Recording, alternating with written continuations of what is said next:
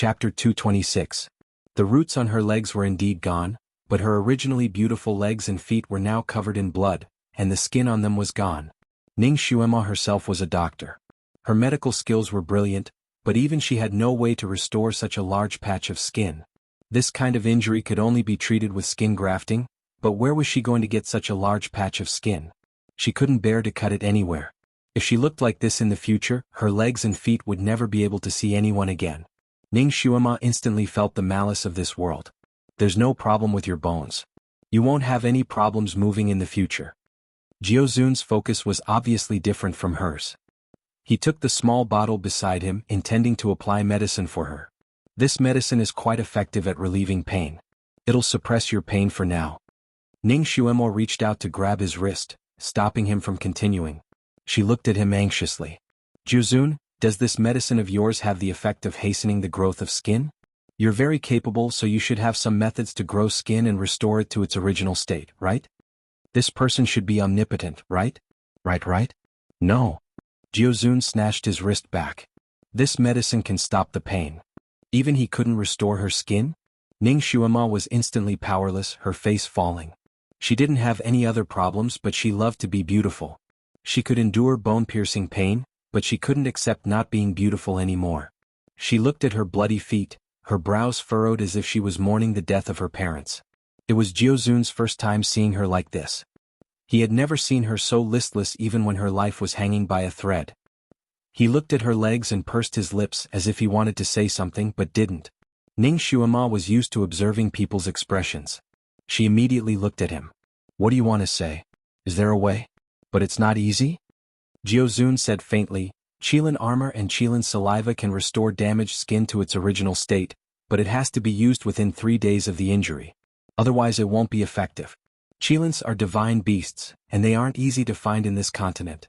Ning Xuema's eyes, which originally had some brilliance, dimmed down. Qilin in her own era, it was just a legend. It was an extremely rare existence on this continent. If even the Almighty Nine Supremes had said that it would be difficult to find her, then the chances were even slimmer. Her legs were destined to be so ugly that she would never be able to see anyone. I can heal her legs, but you have to take me out of here. A voice suddenly sounded from outside the cave. The voice was a little strange. It sounded like a parrot repeating its words, and it was the voice of a child. Who is it? Ning Xuema looked up. There were other people here? The cave entrance darkened slightly as a little monster walked in. The reason why it was called a little weirdo was because it wasn't that big. It wasn't much taller than Jiuzun. She was naked, with only a few leaves covering the vital parts of her waist. His skin was ocean blue, and the joints of his hands and feet were densely covered with blue crystal-like scales. He had a pair of large, watery eyes, short ocean blue hair, and 2 horns on his head. When Ning Xuema saw him for the first time, the image of the little dragon man that she had seen when she was a child flashed through her mind. What kind of animal was this? Had it cultivated into a spirit? It looked so cute. Especially that pair of eyes and those beautiful double eyelids. Chapter 227. The little fellow held its head high, trying its best to make itself look more dignified and lofty. You guys are taking advantage of this condition. You'll definitely agree to it. You are? Ning Xuema's eyes landed on the scales on his body. Suddenly her eyes lit up. Mythical Qilin? You're smart. It's this god. The little fellow's chin was raised even higher. Before it could finish its sentence, a white light enveloped it. It couldn't help but shriek. After the white light faded, the little weirdo was gone. What stood in its place was a Qilin beast. It looked similar to the Qilin that Ning Xuema had seen on the computer, except that it wasn't as big as the legend said. It was only the size of a small pony, and its blue scales shone like crystals. It glared at Jiuzun angrily. You plotted against me? Jiuzun looked at it nonchalant. Are you going to offer up the scales yourself, or is this god going to pluck them out personally? I've said it before. You guys have to bring me out before I'll consider giving you the scales. Kirin's eyes widened. This god will not agree to any of your conditions. Jiuzun was a man of action. Before he could finish his sentence, the yellow light from his palm had already enveloped Kirin once again. Let this god take them out personally. Kirin was obviously no match for this Jiuzun. Its body was restrained by the yellow light and it could barely move. Seeing Jiuzun slowly walking towards it with the intention of plucking its scales, Kirin panicked. Finally, it opened its mouth unwillingly. I'll do it myself. I'll do it myself. Humans were too cunning. Too ruthless. Mother, I want to go home. Kirin was in tears. It didn't dare let anyone pluck its scales. If it wasn't done properly, its vitality would be damaged. Ning Xuema glanced at Jiuzun. This brat was so young, but he was still so domineering. She looked at Kirin again. Wasn't a Qilin a mythical beast that was majestic in legends? Why was it so small? It wasn't very capable either, but it was subdued by Jiuzun in just a single exchange. Kirin finally peeled off a scale from its forelimb. It seemed to be very uncomfortable. It was so painful that its horns were trembling. Jiuzun took it and weighed it in his palm. The Qilin tablet then curled up into a small ball the size of a fingernail. It looked like a blue pearl as he passed it to Ning Xuema. Swallow it. Ning Xuema naturally had no objections and swallowed the bead. It was cool and slightly sweet as it slid down his throat. It was as if a cool stream of water had flowed down his stomach. It was indescribably comfortable. Under Jiuzun's guidance, she once again channeled the MF within her to activate the pearl, pushing the nutrients from the pearl towards her legs. About an hour later, Ning Xuema woke up from her meditation. The first thing she did when she opened her eyes was to check her legs. The moment she saw her own legs, her eyes lit up. Amazing. It was too miraculous. Her legs had been bloody and unsightly just a moment ago, but now they had recovered to their former fair and tender state. This body originally had a pair of beautiful feet. Now the skin on them had completely healed. Perhaps it was because the Qilin tablet had nourished them, but the skin was even more translucent than before. The calluses and blisters that had formed on the soles of her feet due to the continuous journey had also disappeared. Her feet were perfect like half moons. Her nails were round and pink like light pink pearls. Her entire feet looked like they were carved out of white jade. One couldn't help but want to touch them. Chapter 228. Even Kirin's large eyes were staring at her feet. So pretty. It stuck out its tongue looking like it wanted to lick them. Jiuzun shifted his gaze away from her feet and stood up, intentionally blocking Kirin's gaze. Since you've recovered, put on your shoes and get up. Ning Xuema had an innocent look on her face. My shoes and socks were all swallowed by that stupid tree. I don't have any shoes to wear. Jiuzun paused. Wait here. He turned and walked out. Ning Xuema looked at his small back and couldn't help but rub her nose. This little fellow looked like a child, but his actions and words were all adult. His every action carried the innate aura of a venerable. Where was he going to get her shoes? There was only a ginseng fruit tree and some weeds here. Was he going to weave a pair of straw sandals for her? Forget it, she didn't need to worry about this problem. This little fellow looked like he had a lot of ideas. She just needed to wait for him to get her shoes to wear. When Ning Xuema was on a mission, although she was the one who came up with the big and small plans, she didn't really do much in daily life. For example, barbecuing wild animals or preparing some daily necessities were all done by her subordinates. In this aspect, she was still very good at stretching out her hands and opening her mouth for food, therefore she didn't feel uncomfortable being served by others. The only thing she wasn't used to was being served by such a small child. From this point, she felt like she was destroying the future of her motherland. But when she thought of his identity, a ginseng child, she calmed down. She was a little bored sitting there, so she looked at her feet again. She was quite satisfied with this pair of feet.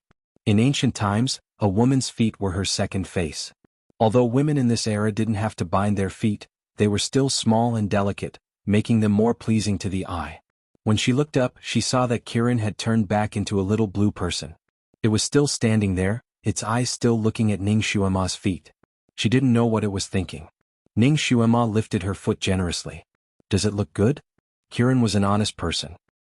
He nodded and answered without hesitation, yes. Ning Xuema smiled with satisfaction. She looked at Kirin from head to toe.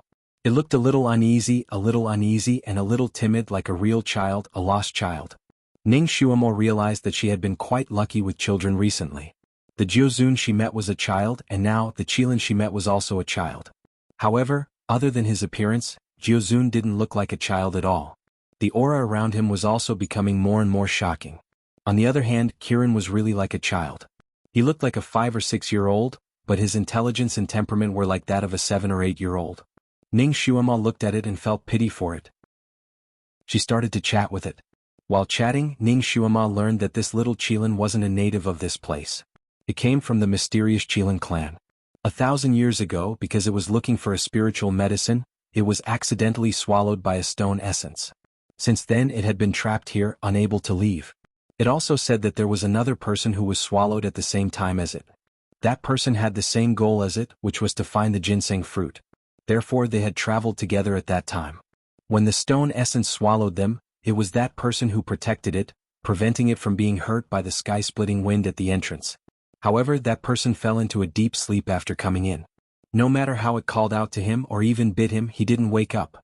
Instead, his breath became weaker and weaker until it finally stopped breathing. Chapter 229. It had been trapped in this place for thousands of years and had not seen any living creatures. Its life had been as lonely as snow. It was about to go crazy from boredom. You will take me out, right? I also have a lot of skills, so I won't be a burden to you. After the little fellow finished his story, he anxiously looked at Ning Xuema. His pair of big eyes clearly expressed his desire. It thought that Ning Xuema should be easy to talk to since she was smiling and had a good temper, so it took the opportunity to ask for help. Ning Xuema looked at it with her arms around her knees. What skills do you have? I can transfer water from mountains and lakes at any time, I can make withered trees flourish and grow again at any time, I can command groups of beasts. The little Qilin counted with its fingers and tried its best to promote itself. Ning Xuema's eyes flickered. She obviously did not believe it. Command beasts? You. Of course. I may be small, but Kirin is the king of all beasts. Why do I remember that the king of all beasts is a tiger? Ning Xuema interrupted it. The tiger is nothing. Kirin's tone was obviously disdainful. It doesn't deserve to lick my fur. It is only the king of mountains and forests in the mortal world. Kirin is the king of all beasts, and I can understand all the beasts' language. Ning Xuema's eyes lit up. That was a good skill. She yawned lazily. Your skills are only useful when you get out of here. They are useless in this stone spirit's stomach. There are no beasts here, and no withered trees waiting for you to nourish them. She suddenly thought of something. There is no food here. How do you survive? Kirin was stunned. It looked at the ginseng fruit tree outside. I eat its leaves. Kirin is a herbivore? Ning Xuema was surprised. She looked at the fruit on the tree again. Why don't you eat the fruit? It doesn't give me any. Kirin sounded a little indignant. I gave it so much water, but it refused to give me a single fruit. It turns out that you and the ginseng fruit tree are helping each other, Ning Xuema suddenly realized and changed the topic. It turns out that you are the accomplice of this stupid fruit tree. No, of course not. I didn't do anything for it. I just watered it. It only gave me 1 leaf a day. It's so stingy. Kirin shook his hand. Then why don't you pick it yourself? Aren't you here to look for fruits? I stole it. Kirin's voice grew softer. I was hung on a tree for 10 days. It turned out that Kirin had also suffered greatly from this demonic tree. It was probably because it saw that the demonic tree was somewhat useful. Otherwise, Kirin might have become its fertilizer. The ginseng fruit is an immortal fruit, so its leaves must be treasures as well. It must be very useful for you to eat it. It will be beneficial to your cultivation. Ning Xuema comforted him. It's useless. It's completely useless. Its leaves can barely fill my stomach. They can't increase my immortal power at all.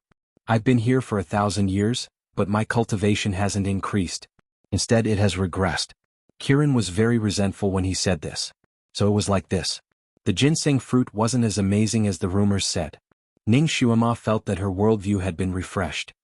Perhaps its essence is concentrated in the fruit, so everything else is trash. Ning Xuema deduced that poor Kirin had actually eaten trash for 1,000 years. The fruit doesn't have any essence. Jiozun's voice came from the cave. Chapter 230. The fruit doesn't have any essence either. Jiozun's voice came from the cave. A white shadow flashed as he stepped in, tossing a pair of shoes to Ning Xuema's feet. Put them on. The shoes were green and the style was ordinary. They didn't look like something Jiozun could bring out. Although Ning Xuema wasn't too satisfied with this pair of shoes, it was still better than nothing. When she wore them on her feet, the size was just right, as if they were made according to her measurements. They fit her perfectly and were comfortable to wear. Ning Xuema felt like she was stepping on soft grass when she wore them. Jiozun, where did you get these shoes from? Ning Xuema walked a few steps on the ground. The more she walked, the more comfortable she felt. They were several times more comfortable than the brocade shoes she used to wear. We can't stay here for long. Let's go. Jiozun didn't answer her question, turning to walk out of the cave. Ning Xuema followed him out. You found the way out? More or less. Ning Xuema's eyes brightened. She asked excitedly, where is the exit? Kirin, who was following behind them, also opened his eyes wide, staring at Jiuzun. He had been trapped here for so long and had already gone through all the nooks and crannies here. He hadn't even found a hole as big as a mouse hole, much less one that led to the exit. Other than the tunnel they came from and this large empty space, there was no other space inside the stone spirit. There was no exit at the end of the tunnel they had fallen into. In these 1,000 years, Kirin had gone through these places more than 1,000 times. This stone spirit was like a mythical beast that only allowed entry and not exit. Jiuzun's gaze fell on Kirin. Little Qilin's height was obviously taller than him by half a head, but its imposing manner was completely suppressed by him. Jiuzun's gaze was as cold as ice, causing Kirin to shiver. He couldn't help but shrink back and hide behind Ning Xuema. His small hand grabbed onto her clothes, not daring to show his face. Come out. Jiuzun frowned slightly. This was obviously directed at Kirin. Kirin trembled again. She timidly peeked out half of her face from behind Ning Xuema. What are you doing? Since you're a divine beast, you should act like one. Why are you acting so cowardly? Come out, stand up straight and speak. Jiuzun reprimanded the moment he opened his mouth, his aura growing stronger. Kirin was really afraid of Ning Xuema. He really didn't want to come out, but he didn't dare not to. However, he was only 2 feet away from Ning Xuema. He even held the corner of Ning Xuema's clothes in his little hand, like a frightened child holding his mother's hand. What on earth do you want? You want to go out with us? Kirin nodded vigorously. Of course. 10 years. Jiuzun spat out the 2 words slowly. Kirin's eyes widened in confusion. Listen to my orders for 10 years. If you agree, I will bring you out. In other words, Kirin had to be his summoned beast for 10 years. 10 years later he would regain his freedom. Kirin's little blue face flushed red. We Kirins are divine beast. We won't listen to any human. You're ambitious. Jiuzun praised him lightly. Then you can continue eating leaves here. He tugged at Ning Xuema's hand. Let's go. The 2 of them strode forward. Kirin was stunned for a moment before she pursed her lips and followed closely behind Ning Xuema. She had obviously made up her mind to follow them out. Ning Xuema was holding a strong little bean in her left hand, while a blue-skinned little bean was following behind her. Looking at herself, she found it rather funny. Chapter 231.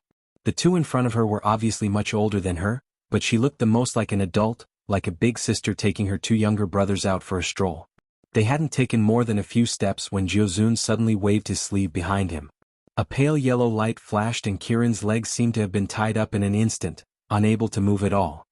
He was shocked as he watched the 2 walk further and further away. He couldn't help but panic. Hey, you can't trick me? There was already a sob in his voice. He didn't want to stay here alone anymore. He wanted to get out. After we get out, your bindings will be released. Jiuzun didn't even turn back. Kirin was really panicking now. He had the mentality of a child and couldn't help but cry. You bully me, woo woo woo. His cries were very loud, almost heart-wrenching, making one's heart ache when they heard it. Ning Xuema wasn't a soft-hearted person, but when she heard the child's cries, she felt an indescribable sadness in her heart. Her pity for the little divine beast grew even stronger. She was about to open her mouth when Jiuzun gripped her hand tightly. He then indifferently said, crying is a coward's behavior. It won't solve anything. Seeing the 2 walk further and further away, Kirin finally relented. I promise you. Bring me out. Following his words, the strange bindings on his legs were finally released. He ran to catch up to the 2, grabbing onto Ning Xuema's clothes as if he was afraid of being abandoned. He tried to bargain with Jiuzun timidly. I'll listen to her, okay? Jiuzun was speechless. His face stiffened. Your personality isn't suitable to follow her. She can't train you. Ning Xuema crossed her arms and looked at Jiuzun with a half-smile. How do you know I can't train him? Even a Tibetan Mastiff would be tamed in Zhen's hands. She used to have 2 Tibetan Mastiffs in her little villa. They were fierce and wild to outsiders, but they were like big cats in front of her. I will listen to this little sister's words. I will protect her. The little Qilin also promptly responded. It's settled then. Let him stay by my side. Ning Xuema held Kirin's little green hand and said in a firm tone. Jiuzun raised his head to look at her. Are you sure you can train it? You know the Qilin's habits? Are you sure you won't train him into an obedient cat? His habits can be slowly grasped. I will train him into a real divine beast. Ning Xuema proudly raised her head, full of confidence. Jiuzun pondered for a moment before agreeing readily. All right, but this venerable one has two conditions. With a wave of his sleeve, Kirin returned to its original form. First, it can follow you, but it can't be in its human form. It can only be in its beast form. Kirin, Ning Xuemo raised her head and stroked its head. It's okay. Actually, you look better in your beast form. Your human form is not good. Kirin could only compromise now, not daring to say anything else. A beast form was a beast form. It was fine as long as it could leave this place. At most, it could just change back after leaving. What about the second condition? Ning Xuema looked at Jiuzun again. We'll split up immediately after we leave this place. This venerable one will not protect you for another day. Jiuzun stated his final condition. Ning Xuema's heart sank. Even if they left this time, they would be near the 9th peak. At most, it would be the 8th peak. With her martial arts, she probably wouldn't be able to make it out. Moreover, she had to bring Kirin, this cowardly crybaby, with her. Chapter 232. Furthermore, she had to bring along Kirin, the cowardly crybaby, with her. The future was bleak. She opened her mouth and was about to refuse when the little Qilin beside her hastily said, "Don't worry, the beasts in this mountain are all afraid of me. You don't need him to protect you, I can also send you out safely. Little sister, let me follow you." Ning Xuema's eyes brightened. She had forgotten that Kirin was the king of beasts. Since that was the case, what was there for her to be afraid of? She agreed readily. All right, your previous promise is void. We'll split up once we get out. You go your own way and I'll go mine. Jiuzun was speechless. This little girl didn't seem to have any feelings for him. After everything was decided, Ning Xuema and Kirin established a 10-year contract under Jiuzun's supervision. The contract was unfair. Kirin had to follow Ning Xuema for the next 10 years to ensure her safety. If Ning Xuema were to die in these 10 years, Kirin would die as well. If Kirin were to die first, Ning Xuema would be fine. Kirin was dissatisfied with such a perverse contract, but under Jiuzun's pressure, he didn't even have the strength to refute. It was somewhat worried as it looked at Ning Xuema. This human strength was too weak. She belonged to the type that could die at any time. Its future was bleak. If he had known this would happen, he would have established a contract with Jiuzun. Although he was shorter than him, he was quite capable and wouldn't die so easily. He regretted it a little. Ning Xuema was intelligent and immediately saw the little Qilin's regret. She raised her head and looked at it with a smile that wasn't a smile. I won't force any person or beast to stay by my side. It's not too late for you to regret. You can form a contract with him. He'll treat you well and won't let you lead the way when we're on an adventure. Kirin shuddered. With Jiuzun's strict personality, he would definitely let him lead the way if they were on an adventure. His abilities were high and the places he went to would be extremely dangerous. However, this little girl's abilities were average, so she definitely didn't like to take risks. It would be safer to follow her. It immediately used its little claws to grab onto Ning Xuema's clothes and said firmly, "No, little apple will follow you."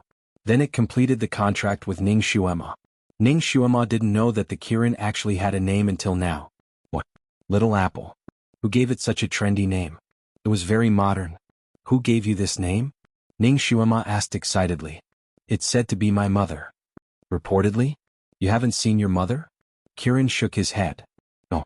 My parents passed away not long after I was born. So she was an orphan. Poor child. Ah no, poor Kirin.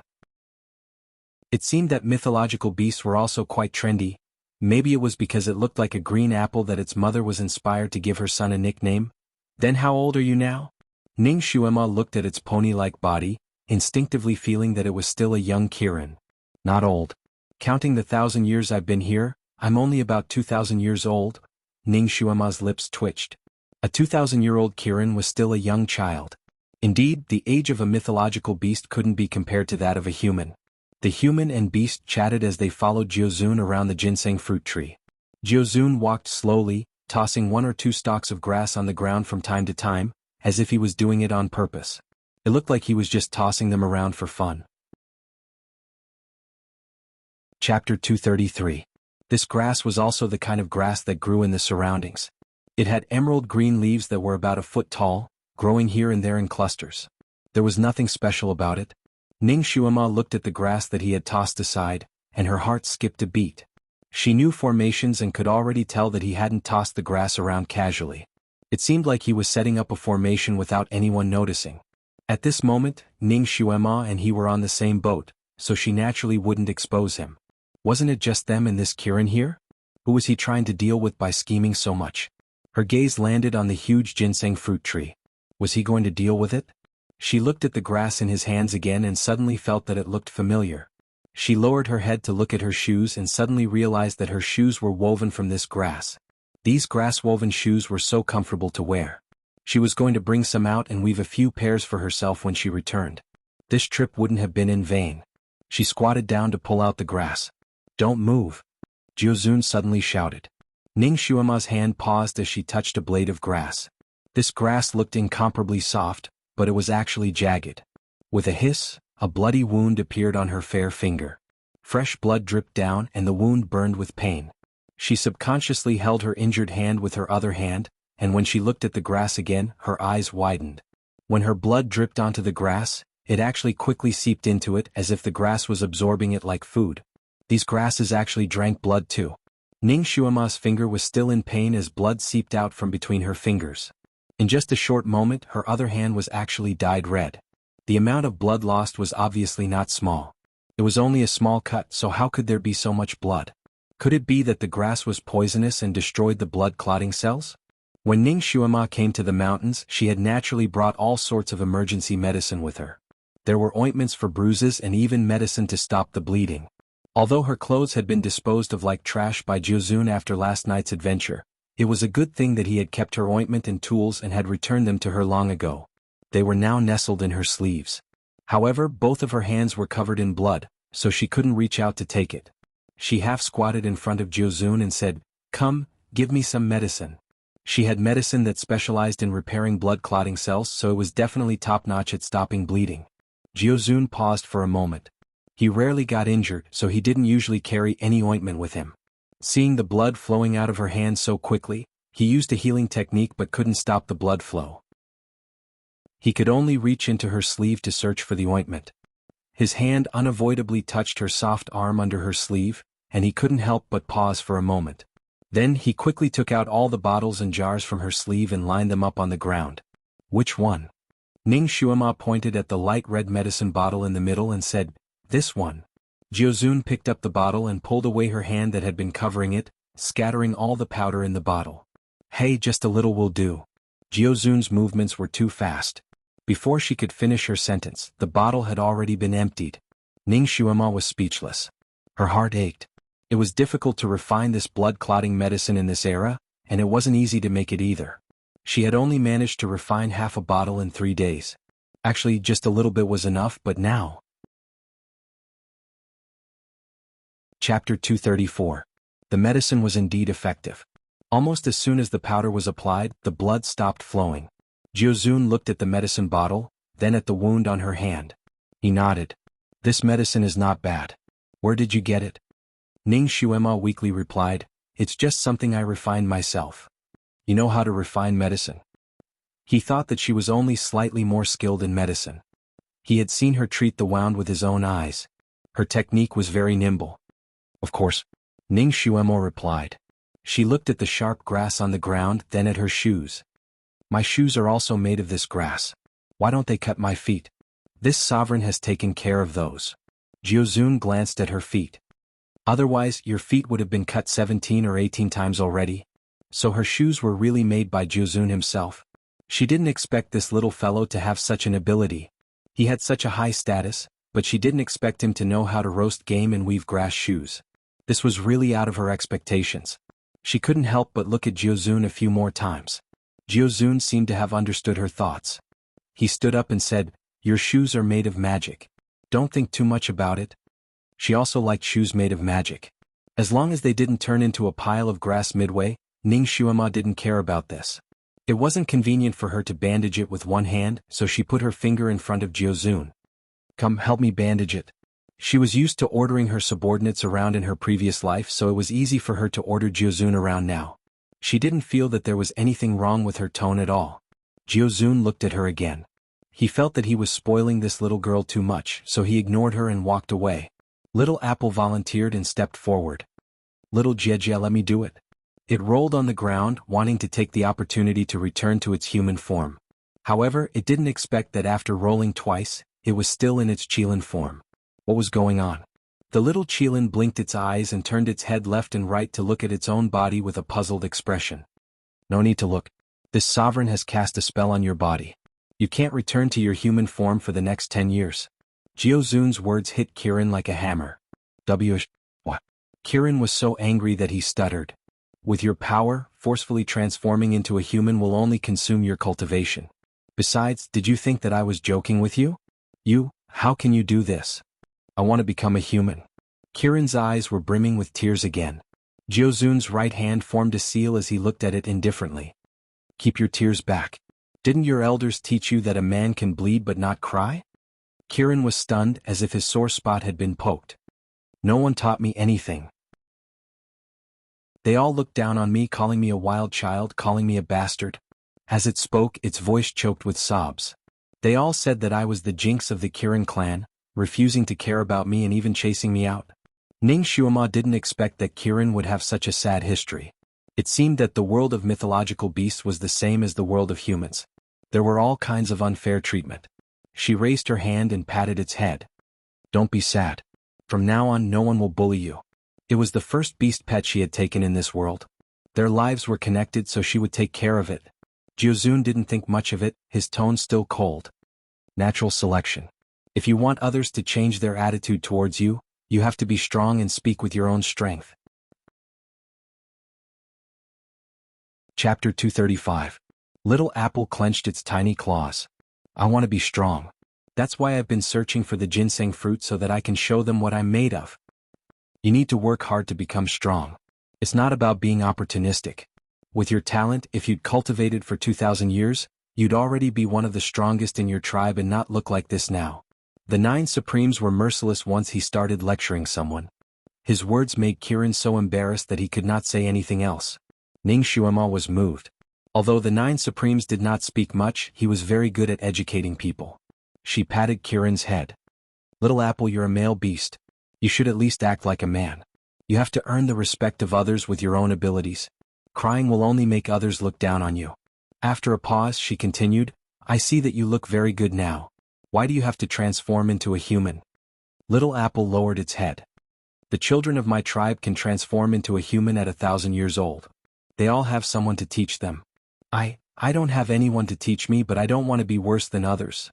Then, all the humans in your tribe who transform into humans have skin like this? Little Apple lowered its head even more. They become more like humans. Their skin is like yours and they don't have horns on their heads. Ning Xuema understood then. Little Apple's experience was actually a little like Naruto and Naruto. His parents were both dead and Naruto was treated as a monster wherever he went while Little Apple was treated as a jinx wherever he went. They both yearned to become stronger, to integrate into their tribe and be recognized by their people.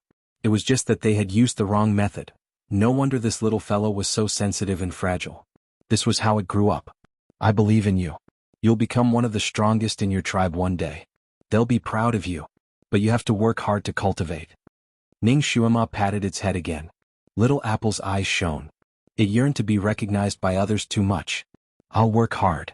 The tears in its eyes were gone, replaced by determination. It finally raised its head again. Ning Xuema was pleased. Kirin was just like a child, sensitive and fragile. Too much criticism would make her feel inferior, so a few words of praise were quite effective. It turned out that she also had the talent to educate children. Her ability to educate people isn't inferior to a certain venerable ones. Ning Xuema glanced at Jiozun proudly. Sister, it's okay if I can't turn into a human, but I won't be able to bandage your wounds like this. Little Apple was still a little regretful. Suddenly he had an idea. Why don't I lick it for you? Qilin's saliva also has a healing effect. That's right. A piece of Qilin tablet was enough to completely heal the skin on her legs. If it licked her legs, she might be able to heal them immediately without even leaving a scar. Ning Xuema immediately put the injured finger in front of its mouth. Come lick it. Her small hands were white and tender. Although there were some calluses on her palms, the shape of her hands was very beautiful. Her 10 fingers were like spring onions and as slender as fine jade. Faced with such a beautiful hand, little apple, who had always looked down on humans, no longer hesitated. It immediately stuck out its tongue to lick her injured finger. Before its tongue could touch her skin, the person in front of it suddenly staggered and avoided its tongue.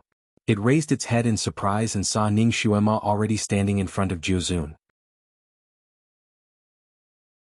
Chapter 236.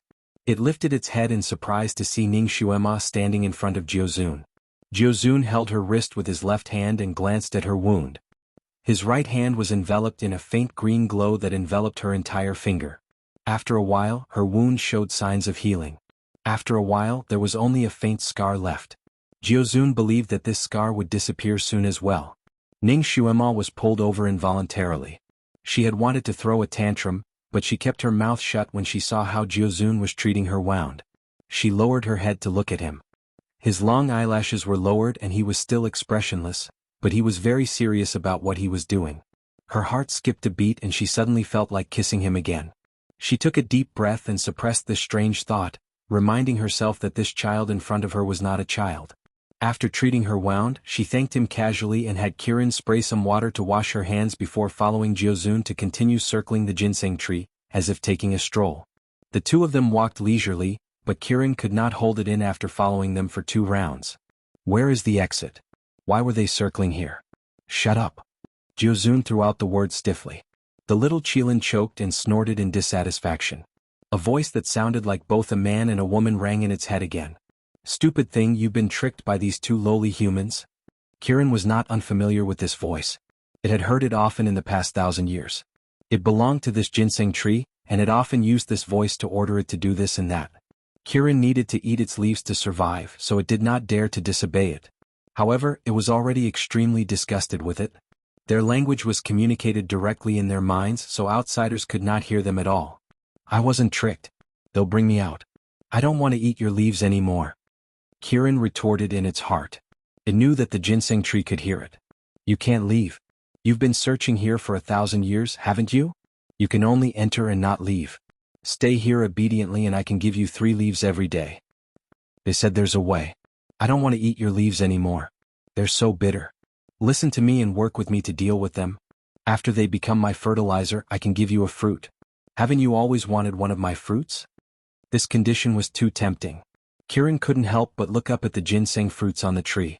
The ginseng fruits swayed gently among the leaves, emitting a tempting fragrance.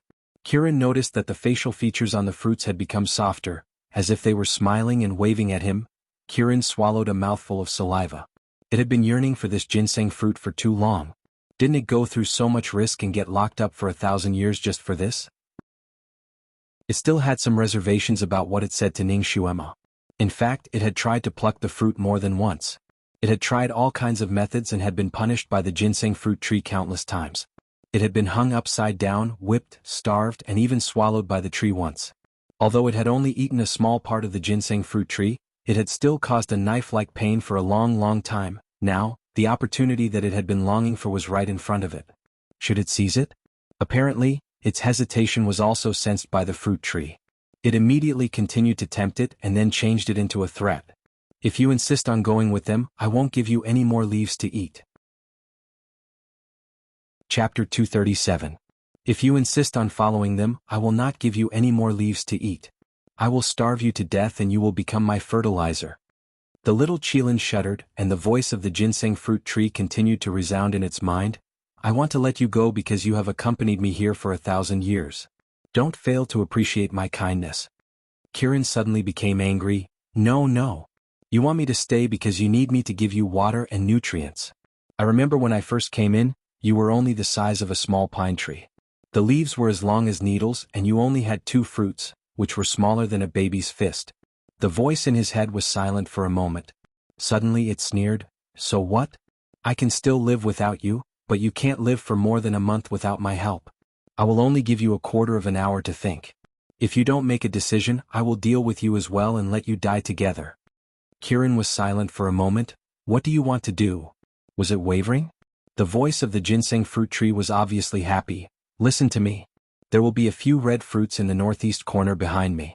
Give them the fruits and tell them that you have eaten them sometimes. Are the fruits poisonous? You don't have to worry about that. You just need to do what I say and give them the fruits. Kirin was silent for a moment again. Aren't you very capable? You can carry me around with your roots. Why don't you use the same method to deal with them? Why poison them? What do you know? That kid is not easy to deal with. He hurt me with his palm. The ginseng fruit tree said with resentment. It seemed to know that it had let it slip, so it became impatient again. You don't have to worry about that. Just do as I say. I will give you a fruit after you succeed. Isn't that red fruit of yours very poisonous? Can it kill them directly? Of course. It is the most poisonous fruit in the world. They will die immediately if they take a bite. Don't worry, before I kill them, I will use a spell to cancel the 10-year contract between you and that human. I won't let you get hurt. No. I won't let you hurt that little sister. She's a good person. Kirin suddenly retorted, I won't help you. You're a bad guy. The ginseng fruit tree was speechless. It sneered and said, How dare you talk to me like that? Are you tired of living? Kirin stepped back again. No matter what, I won't help you anymore. I won't let you hurt these two people. I don't want your fruits, I want to cultivate on my own. The ginseng fruit tree still wanted to say something, but it suddenly heard Jiuzun's cold mocking voice. Little apple, at least you're not stupid. Come here. This voice had suddenly appeared in Kirin's mind, causing it to tremble in fright as it looked towards Jiuzun. Jiuzun and Ning Xuema had already returned to the original tunnel entrance. Kirin was busy negotiating with the ginseng fruit tree, so she didn't realize that she had actually fallen behind. It paused for a moment, then hurriedly ran over, looking at Jiuzun with wide eyes.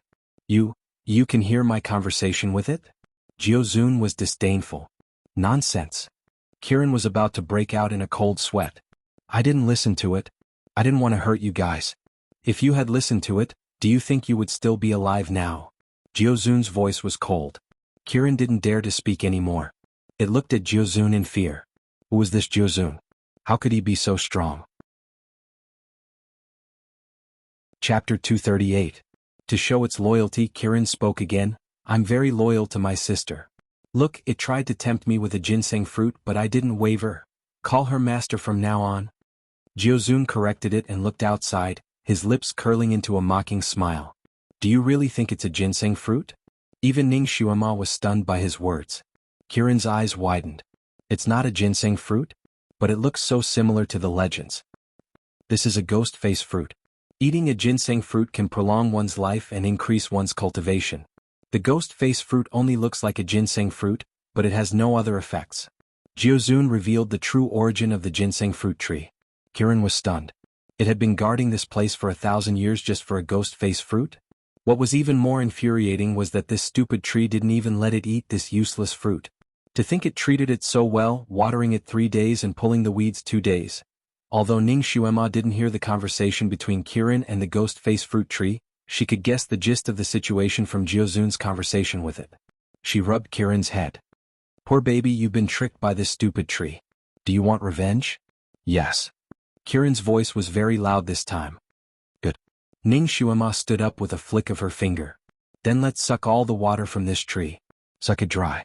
Kirin was speechless. It was hesitant because it had used this method before when it threatened the tree to give it a fruit. It wanted to suck all the water from the tree, but it had to get close to the tree to do it. It couldn't be more than 5 feet away from the tree, and these 5 meters were within the attack range of the tree's roots. It had been caught by the tree's roots before it could even cast the spell, and had been whipped half to death. It told Ning Xuema about its misgivings. Ning Xuema smiled. Don't be afraid this time. The 9 Supremes have already set up a fire-sealing formation around this broken tree. When the formation is activated, this ghost tree won't be able to attack you at all. Kirin's eyes brightened as he looked at Jiuzun. Really? Jiuzun glanced at Ning Xuema. He hadn't explained the formation to Ning Xuema when he was setting it up, but he hadn't expected her to see through it. Since everything had been set up, there was no time to lose. Jiuzun drew a talisman in the air with his finger and flicked it at the tree. With a loud bang, a wall of fire suddenly rose around the ghost face fruit tree. For Kirin, everything that happened after that was an incomparably comfortable moment. Under the cover of the wall of fire, the roots of the ghost face tree were baring their fangs and brandishing their claws inside the wall of fire, but no matter what, they were unable to attack the outside of the wall of fire. Kirin, on the other hand, was squatting 10 meters away from the ghost-faced fruit tree, desperately extracting water and nutrients from it. It was very fast. In less than 2 hours, all the leaves on the ghost-faced fruit tree had been sucked dry. Even the alluring fruit had fallen to the ground. During this time, the ghost-faced fruit tree had struggled, begged for mercy, threatened, and even said that it was willing to tell them the real location of the ginseng fruit tree. Its voice was so pitiful that even an evil person wouldn't be able to bear to hear it. However, Jiuzun and Ning Xuema were unmoved. They sat at the entrance of the tunnel, watching as the fruit tree slowly withered and weakened. In the end, the ghost-faced fruit tree that had lost all its water disappeared in the fire, turning into ashes. When the tree was begging for mercy, Ning Xuema couldn't help but glance at Jiuzun beside her. Chapter 239. He pursed his lips slightly as he sat there, his fingers casually forming seals. The firelight reflected in his deep blue eyes, flickering bit by bit, but the bottom of his eyes was still ice cold. When the fire finally extinguished, Jiuzun slowly stood up. "Let's go." Ning Xuema smiled lightly. "All right." She led the way towards the tree. Kirin quickly jumped up and followed beside her. "The tree has been burnt to ashes. There's no need to look anymore. Finding the exit is more important." Ning Xuema patted its head again. "The exit is right under the tree, stupid apple." Kirin was stunned. It looked towards that area and saw a big black hole. The inside of the hole was burnt and white smoke was still rising. It couldn't see what was at the bottom of the hole. Jiuzun looked at Ning Xuema again. This little girl was terrifyingly smart. For every step he took, she could guess 10 steps he would take. She could see through it with just a little bit. The big hole with the tree roots was indeed a passage to the outside. After Kirin used water to extinguish the fire, it jumped down with Ning Xuema and Jiuzun. The sky was blue like glass. The clouds were white like floating cotton.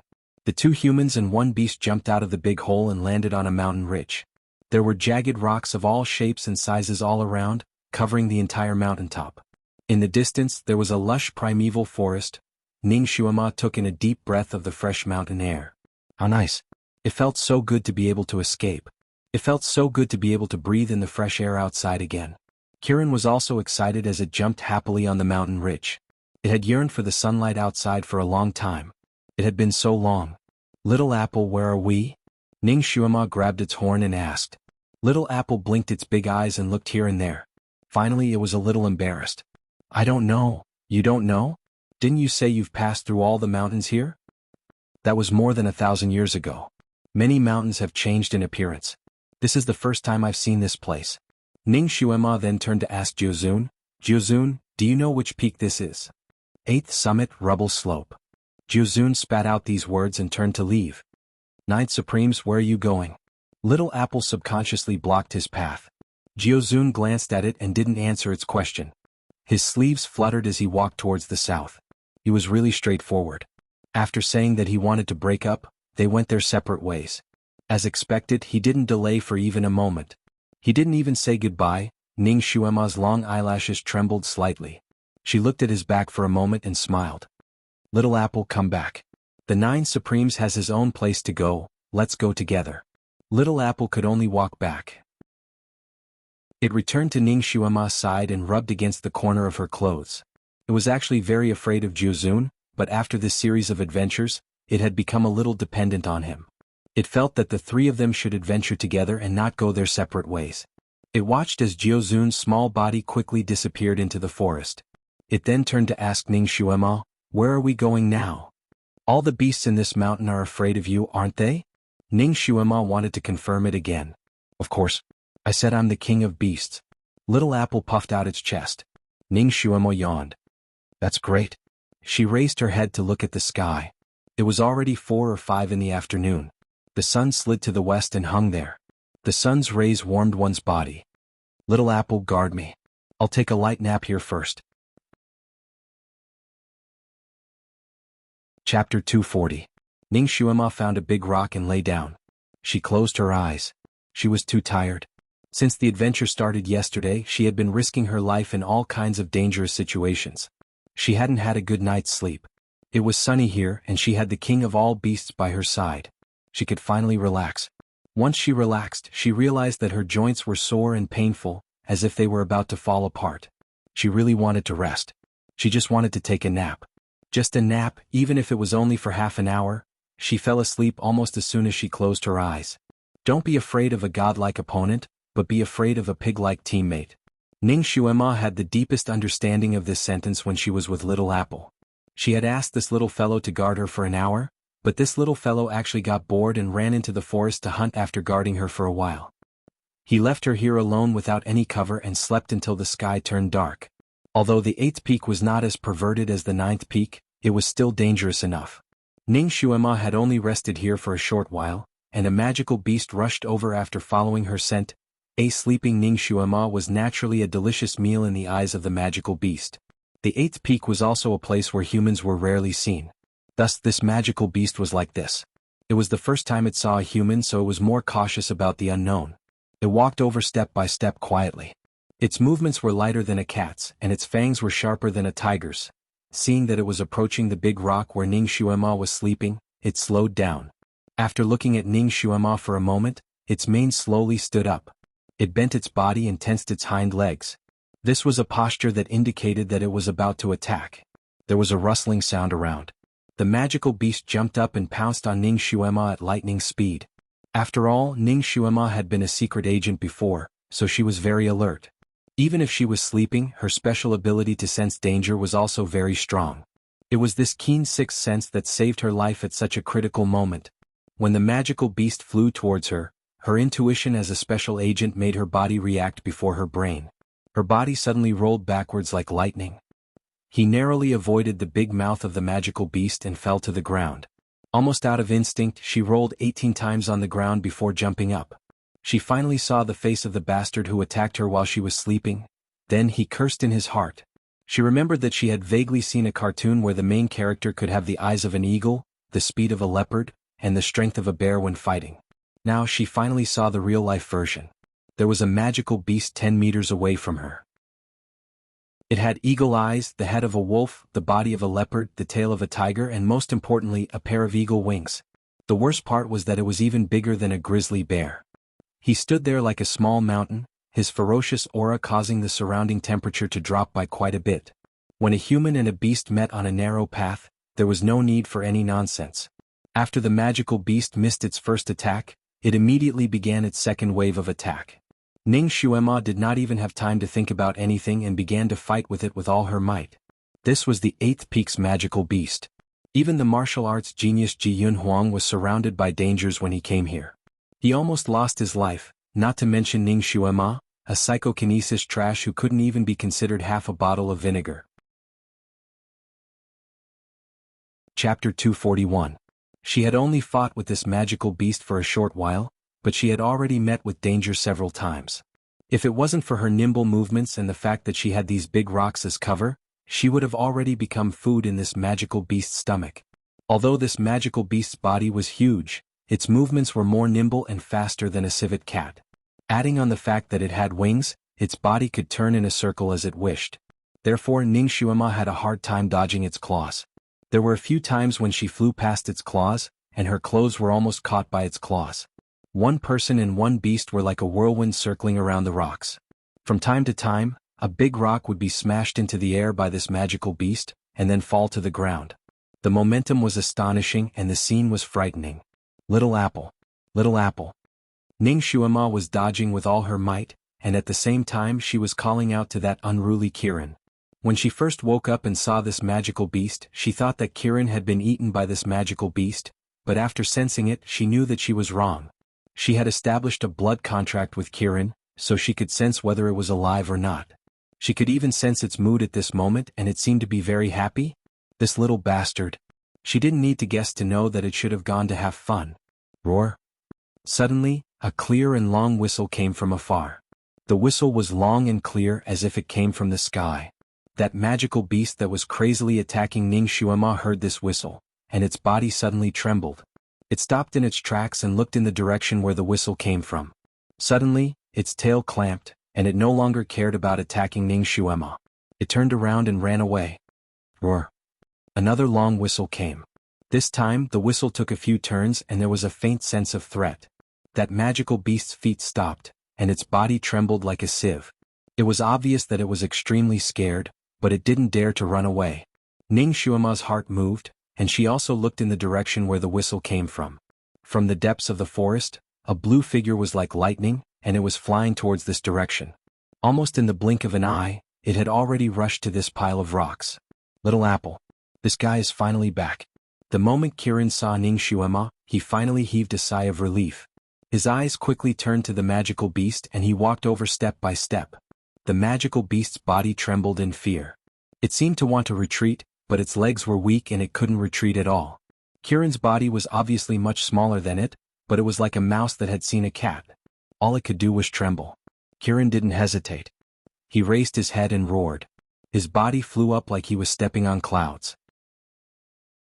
He landed on the magical beast and slammed his claw on the beast's head. The magical beast's head didn't seem to be damaged, but it fell down with a loud bang. Its forehooves kicked the ground and then it stopped moving. Kirin's mouth was on its forehead as if she was sucking something. She looked very pleased. Is it delicious? Ning Xuema sat down opposite it. Delicious? It's delicious. Kirin shook his head and replied subconsciously. Did you have fun? Very fun. I ran to 2 small mountains and caught 3 magical beasts. This kind of beast spirit is still the best. It's much better than those rotten leaves. Kirin was in high spirits. It seems that you are indeed the king of all beasts. You are quite capable and you can protect yourself in this world. There's no need for you to follow me anymore. After we go down the mountain, let's part ways. Ning Xuema stood up. Kirin finally reacted. It quickly grabbed the corner of her clothes with its claw. Master, are you angry? Chapter 242. Ning Xuema glanced at it coldly, pulled the corner of her clothes and turned to leave. She didn't want it anymore? Kirin panicked. It moved in front of her and said, Master, don't be angry. Little Apple knows it's wrong. Please don't abandon me. It had finally found someone who treated it well. Ning Xuema continued to ignore it, bypassing it and continuing to advance. Master, please forgive me. I really know it's my fault. I shouldn't have left you here alone. I won't do it again. Kirin was smart enough to know where it was wrong. Ning Xuema stopped and looked at it seriously. Little Apple, there are not many true friends in this world and every one of them is worth cherishing. When I established the contract with you, I treated you as a friend. A friend's safety is your own safety. When a friend's life is in your hands, you should protect him at all costs. If I didn't react fast enough, I would have died here, and you would have been implicated. Kirin lowered its head. I was wrong. This little guy was still a child. Because it lacked education, it didn't know what was right and what was wrong. Although Ning Xuema was the boss of the Secret Service, her subordinates had already become her subordinates. There were some things that she only needed to instruct them and didn't need to say anything else. She wasn't good at educating people, especially a child. Looking at Kirin, who was drooping its head, she felt a headache. She suppressed the anger in her heart and took the opportunity to educate it. You have to keep your promise. Since you made a promise, you have to keep your promise. As the saying goes, a promise is worth 1,000 gold. Kirin stood in front of her obediently and listened to her lecture. From time to time, it rubbed its big head against the corner of her clothes. Even though Ning Xuema's anger was overflowing to the heavens, it was completely wiped away by him. She finally stopped talking and glanced at him. The little guy was really obedient now. It blinked its big eyes and looked at her. When she stopped talking, it seemed to want more. Master, what else? Ning Xuema was speechless.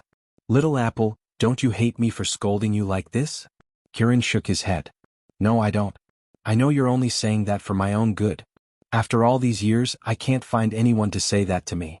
They all hate me. When he said the last sentence, his tone became gloomy. Ning Xuema wasn't a soft-hearted person. At this moment, looking at the little Qilin, her mood couldn't help but soften. She raised her hand and patted its head. Don't be sad. You have me in the future. The little Qilin fiercely nodded its big head and looked at her eagerly. Then, have you forgiven me? Don't make the same mistake again. Yes, I won't do it again. Kirin promised. Ning Xuema couldn't help but rub its head again. You really look like my mother. Kirin rubbed her hand. Ning Xuema. She was stunned. Including her age in her previous life, she was only 22 years old.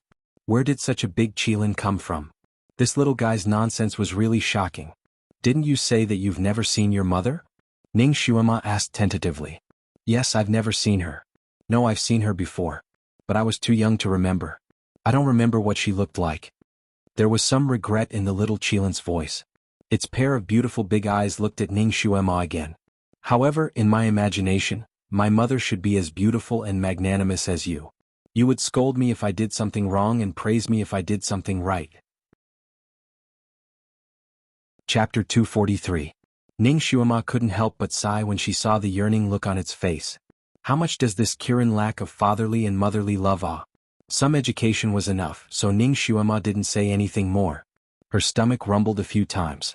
Qirin heard it and immediately said, "Master, are you hungry? Why don't we roast the demon tiger meat? Let's roast it and eat it to vent your anger."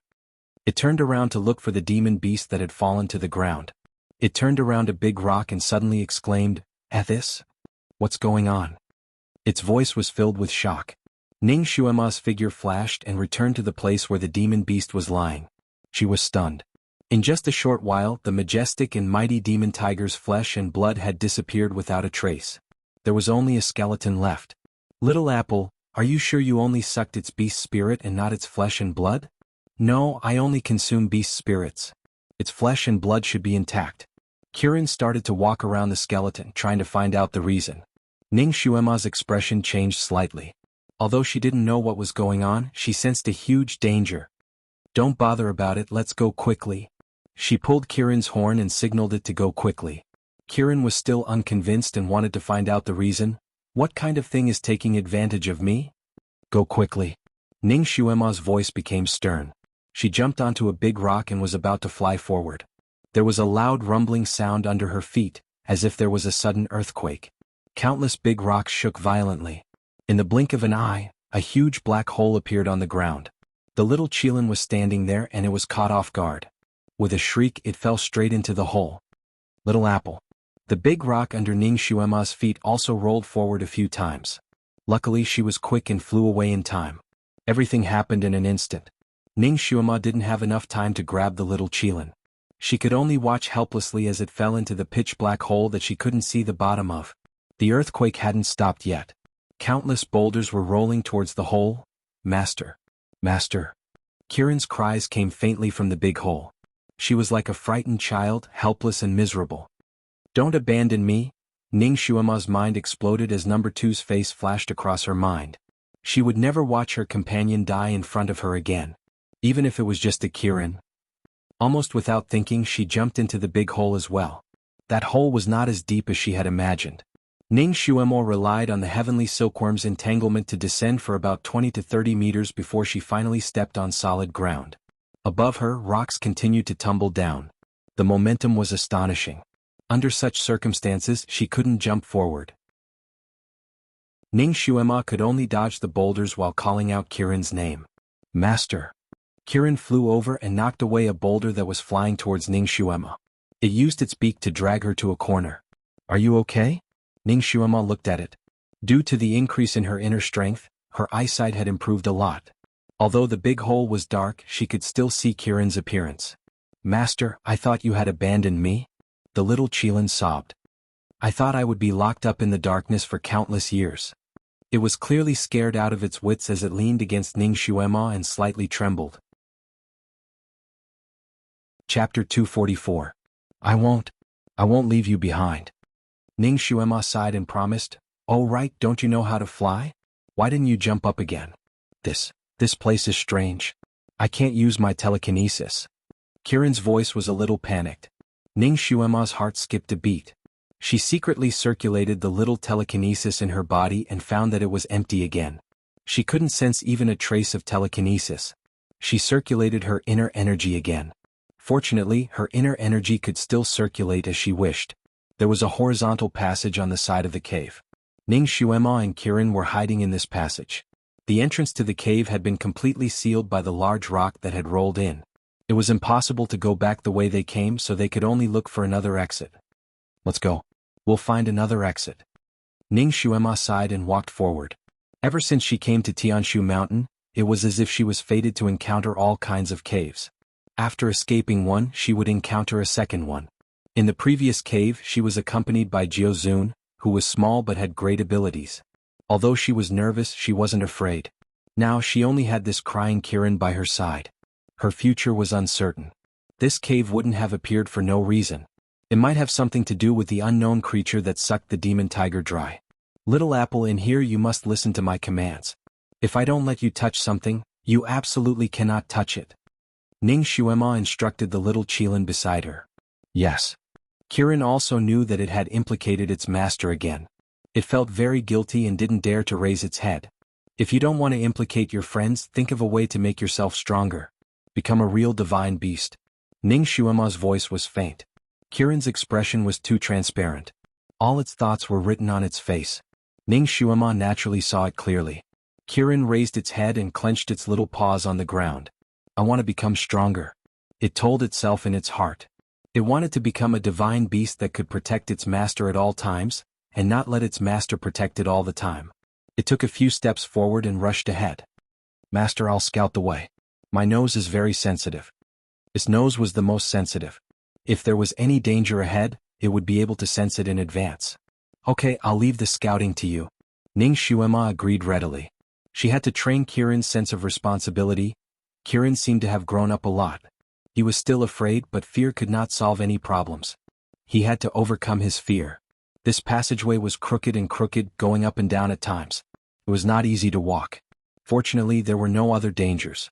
The man and the beast didn't encounter any attacks along the way. It was too peaceful for them to reach the end of the road. There was a tall jade door at the end. The jade was white marble with intricate patterns engraved on it, emitting a faint white light. Could this be the tomb of some noble? Ning Xuema looked at the door and pondered. She felt that the door looked like the door of a tomb. She recalled the terrain of the 8th summit. As she had just arrived at the 8th summit not long ago, she did not have the time to observe anything. She only vaguely felt that this place was a trap. It shouldn't be a good cave. Moreover, the 8th summit was so dangerous. It was not easy to build a tomb here. The craftsman who built the tomb had to have a high level of telekinesis to reach the 8th summit.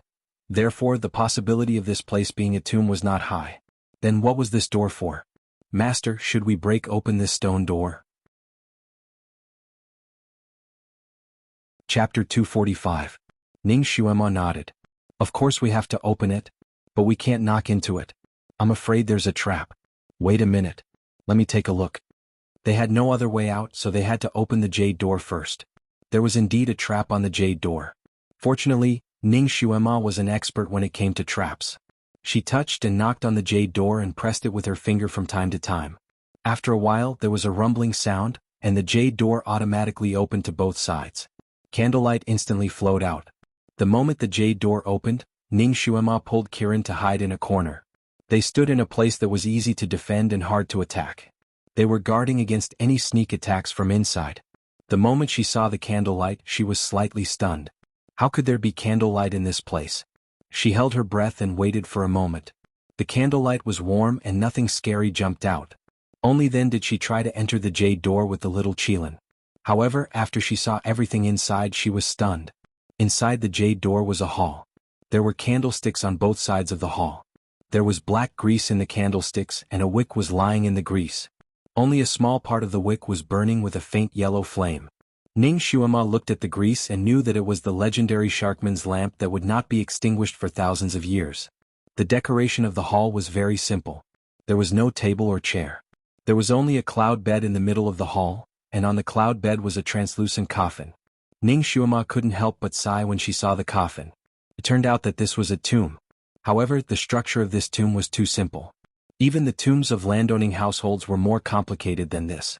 Her gaze fell on the coffin, and her heart skipped a beat. A crystal coffin. She actually saw a priceless crystal coffin in such a simple tomb. The crystal coffin was also engraved with complicated patterns. The patterns were a little strange, like groups of yin and yang fishes intertwined together. Ning Xuema had never seen such patterns before. He could only faintly feel that this pattern had an ancient and mysterious aura. A chain as thick as a finger extended from each of the 4 corners of the coffin and the center of the coffin lid. The chains also seemed to be carved out of crystal. They were sparkling and translucent, and there were also patterns on them. The patterns were like small gourds and they extended all the way to the top of the hall. At first glance, the chain seemed to be locking the lid of the coffin, but what could such a thin chain lock? Ning Xuema believed that even with her strength, she would be able to break the chain with just 2 fingers. So this is actually a decoration, right? Decorating the crystal coffin. Her gaze fell on the crystal coffin again. Through the translucent crystal coffin, one could see a person lying inside. It was a person with black hair and red clothes. The light in the hall came from 8 different directions and shone on the crystal coffin, making it look even more bizarre. It made it impossible to see the true face of the person inside the coffin. Kirin had become a lot more cautious after getting into trouble. It slowly moved closer and looked at the person inside the coffin. It exclaimed in surprise, "Is this person sealed inside alive?" The person inside the coffin raised both of his arms and placed his hands on the lid of the crystal coffin, as if he was trying to open the lid and sit up. However, it was obviously futile. This action was forever frozen in place, and no one knew how many years it had been frozen. When Ning Xuema first entered the passage outside, she could still feel an inexplicable murderous aura. However, after entering the hall, the murderous aura obviously disappeared. Chapter 246. This was clearly a cold underground tomb, but she actually felt a trace of inexplicable warmth in this hall. She slowly walked forward and carefully looked at the person in the coffin. Her heart skipped a beat. This time she finally saw the face of the person in the coffin. It was a man. Moreover, it was an extremely handsome man. His skin was like jade, his eyebrows were like a painting, slanted to his temples, his eyes were closed, his eyelashes were curled, his nose was high and his light red lips were slightly pursed. His lying posture was very peaceful, not like he was dead but like he was sleeping soundly. It seemed that as long as he gently patted the coffin lid, he would be able to sit up and talk to someone. And beside him there was a water blue guqin. The body of the guqin seemed to be made of jade. Under the reflection of the candlelight outside the coffin, it flashed with a wave-like luster. It also reflected the person in the coffin as if he was lying in water, his body rippling. Kirin's eyes lit up. Black Wave Guqin. This is the Black Wave Guqin. Ning Xuema's heart skipped a beat. She had heard of this Black Wave Guqin before. It was like the 8 great divine weapons in the myths and legends of her time. This Black Wave Guqin was one of the 10 great divine weapons in the ancient legends of this era. Its effect was a bit like the Fushi Guqin. It was said that it could be used to cultivate one's mind, but it could also be used as a weapon to kill people. When it was played normally, the sound was like the sound of nature, and birds and beasts could dance to the sound of the guqin. And once special skills were used, every note played would be a hidden weapon that could kill people. It could raise a mountain to the ground while talking and laughing. It was also said that if the person playing the guqin reached the peak, they could attract the water of the underworld, drown everything in the world and turn the entire earth into a vast ocean. It was said that this Black Wave Guqin was once a treasure of the immortal world. Later, it fell into the hands of the demon ancestor and became the tool that the demon ancestor used to destroy the world. Like many myths and legends, evil could not prevail over good.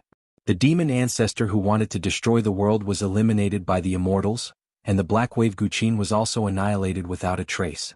Of course, these were all fragments of legends recorded in ancient books. Any legend would be greatly discounted, and most of them were exaggerated. So Ning Xuema always had the attitude of looking at these legends and did not believe them at all. He thought it was just a story written by some ancestor to fool the later generations. Just like those mythical characters in China's ancient legends, who would believe that these people really existed?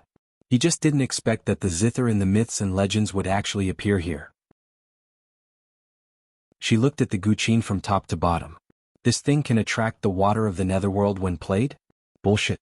Perhaps there was some psychokinesis in the zither, and it could be used as a weapon to kill people. Thus, some people started to make it sound like a legend. However, since this zither was said to be so awesome, it must be a good treasure. She also happened to like playing the zither. If she could get this thing out and bring it back, it would be a worthwhile trip. He had narrowly escaped death in the Heavenly Book Mountain for so long, but he had yet to obtain anything good. What a waste. Kirin was also very happy. It was regretting that it had caused its master to fall into this place. Now that it saw this treasure, it immediately became excited and urged, "Master, you have to find a way to get this zither back. It will definitely become a magic weapon that you carry around with you. Your skills will also be greatly improved. You can't return empty-handed from a treasure mountain." "All right, I got it," Ning Xuema interrupted. Chapter 247. She was still cautious. She first circled around the crystal coffin to see if there were any inscriptions or something like that. She wanted to know who was inside the coffin.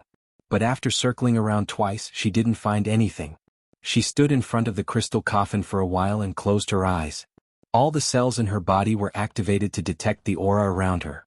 The aura around her was very warm and pure. She couldn't sense any danger.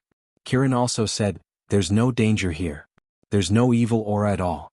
We Kirins are the most sensitive to evil aura. We can sense it even if it's just a little bit." Ning Xuema tapped the coffin lid with her finger, making a crisp sound. "Little Apple, do you think the person inside is a dumpling?" "Dumpling?" Kirin didn't understand. "It's a zombie.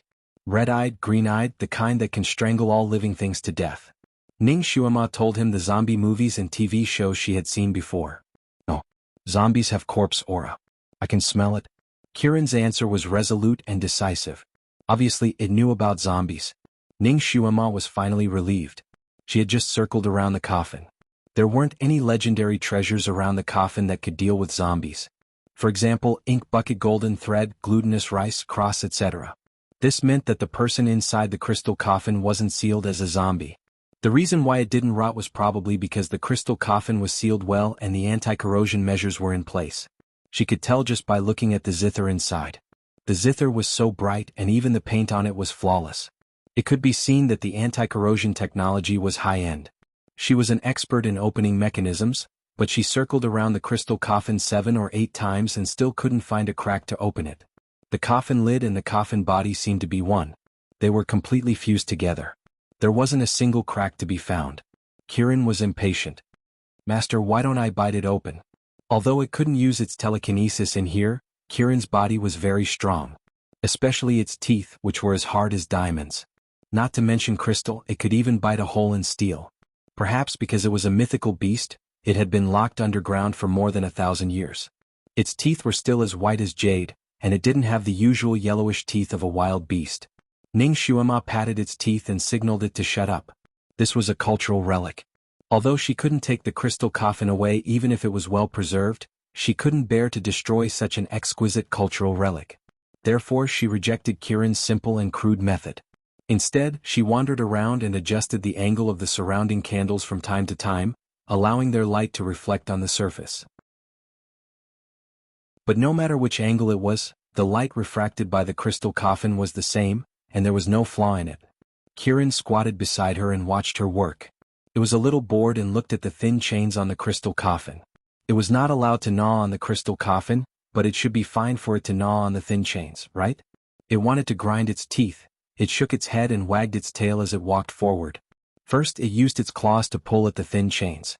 The thin chains collided with each other and made a tinkling sound, like a string of wind chimes ringing in the wind.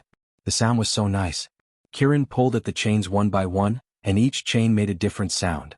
Some were like the gurgling of a stream, some were like the blowing of the wind, and some were like pearls falling on a jade plate. It was addicted to pulling at the chains. Ning Xuema listened for a moment and suddenly had an idea. She looked at the chains.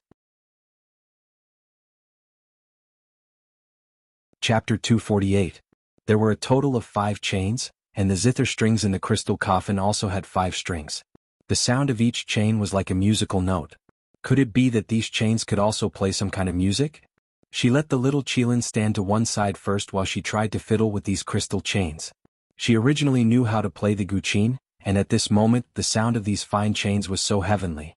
Unconsciously, she used these fine chains to play an ancient tune called Homecoming Song. The music sounded in the hall.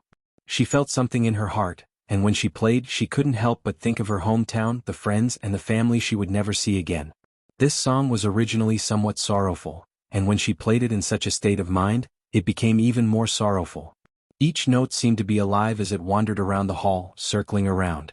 The surrounding candlelight swayed with the notes, as if they were dancing to the music. When the song ended, Ning Xuema heard a sobbing sound.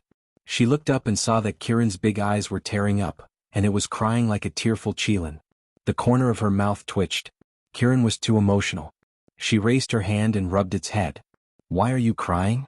Little Qilin said, "I miss my father and mother." Ning Xuema was speechless. "You haven't seen them? You still miss them?" "I miss them because I haven't seen them. They must be the people who loved Little Apple the most in the world. It's a pity that they died early. Master, where are your parents?" Ning Xuema sighed. She was an abandoned child in her previous life. It was said that she was abandoned by the roadside when she was born and was picked up by her adoptive parents. Her adoptive parents were very good to her, and they loved her as if she was their biological daughter. She was also very hardworking and her IQ was ridiculously high. When she was in school, she skipped grades and went to university at the age of 12. She was chosen by the National Bureau of Intelligence, and they wanted to recruit her to become an agent. But at that time she was not interested in being an agent. The National Bureau of Intelligence tried to recruit her several times, but she rejected them all. If it wasn't for that accident, she might not have been able to become an agent in this life. And that accident also caused her to lose her only family in the world. While she was studying abroad, her parents were assassinated at home. Her world collapsed in an instant. Later, she found out that her parents were also secret agents who had been assassinated by assassins sent by M country. In order to avenge her parents, she finally agreed to join the National Bureau and began to undergo a series of special agent training. After 5 years of hard work, she finally grew up and gradually became the leader of her group. Of course, she also finally found the killer who killed her parents and avenged her parents. Once you stepped into the Secret Service industry, it was a lifelong commitment. It was impossible to quit halfway. She also had friends, comrades, and subordinates in the Secret Service team. Her relationship with them was like family. It was a pity that he couldn't see them anymore. Speaking of which, it was strange. In those transmigration novels, most of the protagonists had transmigrated by accident, but she had transmigrated in her sleep. When she woke up, she had arrived in another world and could not return. In her previous life, her parents had passed away when she was 12 years old. In this life, her parents had passed away when she was 8 years old. Whether it was in her previous life or in this life, she was a tragic child. She was destined not to grow up under the care of her parents. Her life experience was somewhat similar to Kiran's, but she was much luckier than Kiran. At least she had tasted the love of a father and a mother. Chapter 249. She had a similar background as Kiran, but she was much luckier than Kiran. At least she had experienced the love of her parents and remembered how they looked like. Kiran, on the other hand, was much more pitiful. It didn't even know how its parents looked like. She patted Kiran's horn again. My parents passed away a long time ago. We're both in the same boat. Kiran immediately rubbed its horn against her body. Then we'll depend on each other in the future. It suddenly had an epiphany and looked at her with its big eyes. Master, why don't you be my mother? Ning Xuema was speechless. She was shocked. Little Apple, I'm only 13 years old this year. How about you? You're more than 2,000 years old. Although you look young, you can't just call me your mother. I feel scared when you call me sister. Kiran lowered its head. I know, but I always feel that you look like my mother. I want to be close to you. Ning Xuema waved her hand. Little Apple, you're wrong. I'm a pure human. I don't have any Kiran blood. I won't look like your mother no matter what. Even in my previous life, my soul doesn't belong to this era. Even if there was a previous life, it would be in our era. I won't be reincarnated as a Kiran in this world. My mother isn't a Kiran. My father is. Kiran argued. Then what is your mother? Kiran is a hybrid? I don't know. Kiran shook its head sadly. I don't know. My people are very secretive about my mother. They only say that she's an evil woman, but I believe that my mother is a good person. She's definitely not a bad person. In the eyes of a child, parents were naturally the best people. They couldn't tolerate others saying anything bad about them. So Kiran was the same. It would fight with anyone who said anything bad about its mother. It didn't have any playmates in the entire Kiran tribe. In the end, it was chased out. Ning Xuema understood its feelings very well, so she stroked its horn to comfort it. She looked at the crystal chains again and nodded with a sigh. The person who made this crystal coffin was also an elegant person. I didn't expect that these chains could play music. Are there cracks on the coffin lid? She carefully observed the crack.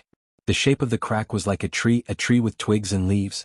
Could it be that the mechanism was on this tree? Ning Xuema lowered her head to study the tree again. All her attention was on the coffin lid.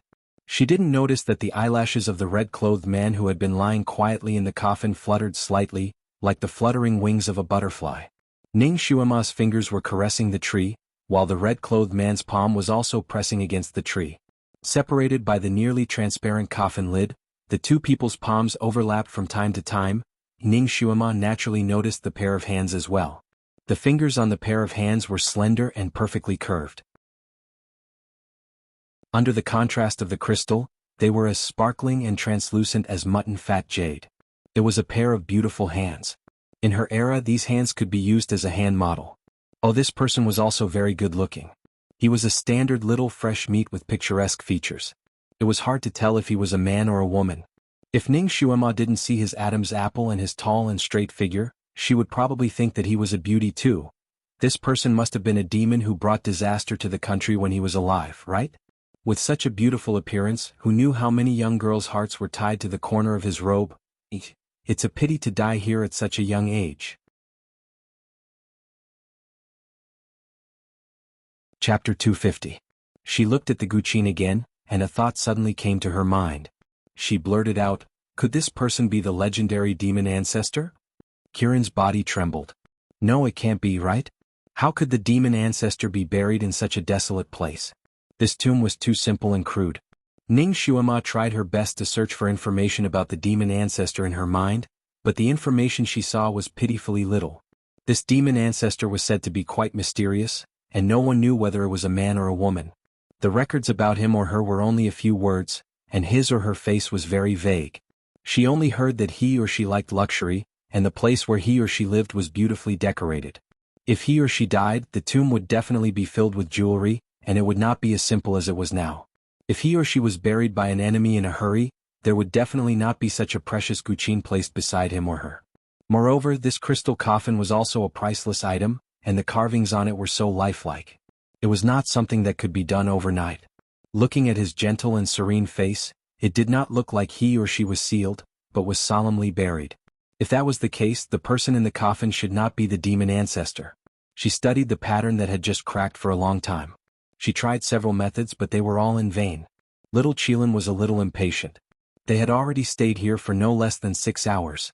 It really wanted to go out and breathe some fresh air. Speaking of which, it had not had enough fun yet. It was bored, so it began to wander around the hall, trying to find a hole to go out. But after wandering around for a long time, it could not find any exit. It looked at the thin chains again. Could there be some kind of exit mechanism at the top of the thin chains? With a press of its foot, it leaped into the air and flew towards the top of the dark hall. The top of the hall was very high. Fortunately, Kirin's jumping skill was very high, so it reached the top in a few seconds. The top was a smooth arc, but the chains went through the arc and reached outside. It did not know where they led to. There was no place to stand on the ceiling, so Kirin grabbed the crystal chain with all 4 of its claws. The crystal chain shook and made a series of clanking noises. This chaotic ringing without any rhythm was definitely unpleasant to the ears. The little Qilin was afraid that Ning Xuema would find it noisy, so it hurriedly bit the crystal chain that made the loudest noise. Bang! With a loud sound, its indestructible teeth bit the crystal chain. It thought that it could break the crystal chain, but it didn't expect that the crystal chain didn't break. Instead, one of its small fangs sank into the crystal chain. It tried to pull out the tooth, but it didn't expect that the tooth would hurt as if it was cut by a knife. It was so painful that it let out a low cry, and then it found a very strange situation. A line of blood flowed down from the crystal chain that was bitten by it. Oh no! Its teeth were bleeding. No, this strange crystal chain was sucking its blood. Little Apple was a water Qilin. Just like other Qilins, although it had a lot of water in its body, it didn't have much blood. Qilin blood was very precious. 1 drop could bring a dead person back to life. Therefore, although Kirin often cried, its tears were not valuable, but it was never willing to bleed. At this moment, it saw the line of blood in the crystal chain meandering down like a snake. It was frightened and couldn't help but shout, "Master! Master!" Ning Xuema was studying the mechanism tree on the crystal coffin, so she didn't notice what the naughty Kirin was doing. Chapter 251. It jumped up and shook the crystal chain. Lin Sanjiu thought it was just being naughty and ignored it. Suddenly Lin Sanjiu heard Kirin's cry. She looked up and was shocked to see blood flowing down the crystal chain. Lin Sanjiu jumped up and climbed up the crystal chain in the blink of an eye. Seeing Kirin's appearance, Lin Sanjiu was both angry and amused. "Why did you bite it? Master, quickly break this damn chain. It's sucking my blood." Kirin's 4 claws were shaking. "Who told you to bite it?" Ning Xuema patted its head. Kirin was too naughty. She should teach it a lesson first. Needless to say, its teeth were broken when it bit the crystal chain. Lin Sanjiu didn't expect the crystal chain to be hollow. If blood flowed down, it would definitely flow down. Lin Sanjiu was not surprised. "Master, it's really sucking my blood." My own blood won't flow out so fast. I can feel it sucking. Boo-hoo, I'm going to die. Kirin cried again. One of its teeth was stuck, so it couldn't speak properly. In fact, Ning Xuema had already taken out the dagger. Although the crystal chain was also a cultural relic, it was related to Kirin's safety. She couldn't care less about it. Lin Sanjiu used all her strength to cut the crystal chain with the dagger. Clang. Ning Xuema's dagger, which contained all her strength, didn't cut the crystal chain. Instead, it bounced back and numbed her entire arm. Crystals were not particularly hard. They would break into several pieces when dropped to the ground, and would shatter upon impact. Ning Xuema's slash could even cut through steel in an instant, yet she didn't expect that it would be useless against this thin crystal chain. The little Qilin was shaken, causing it to cry out in pain. The blood flowed even faster. Ning Xuema could only stare blankly as the blood reached the crystal coffin. It seeped into the cracks on the lid and faintly seeped into the palms of the person inside the coffin. This coffin was strange. Or rather, the person in the coffin was strange. Could there be a sealed vampire inside? Oh, Master. I'm going to die. Kirin's body trembled even more, and he could barely hold on to the chains with his limbs. If it continued to bleed like this, it would bleed to death within a quarter of an hour.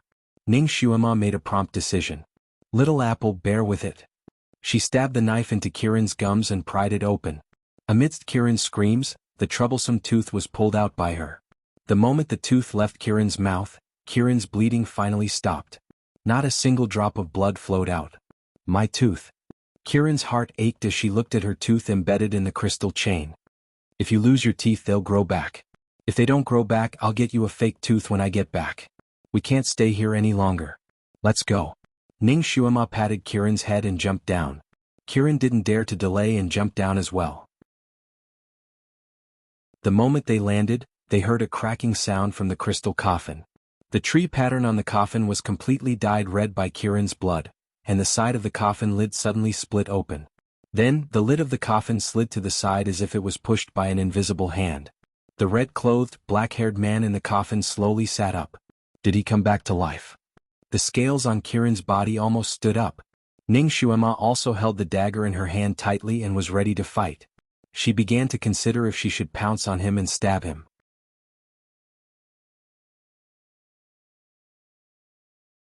Chapter 252. The man in red slowly opened his eyes. Ning Xuema's heart skipped a beat. This man's eyeballs were actually a deep jade color, like a jade wave rippling with light.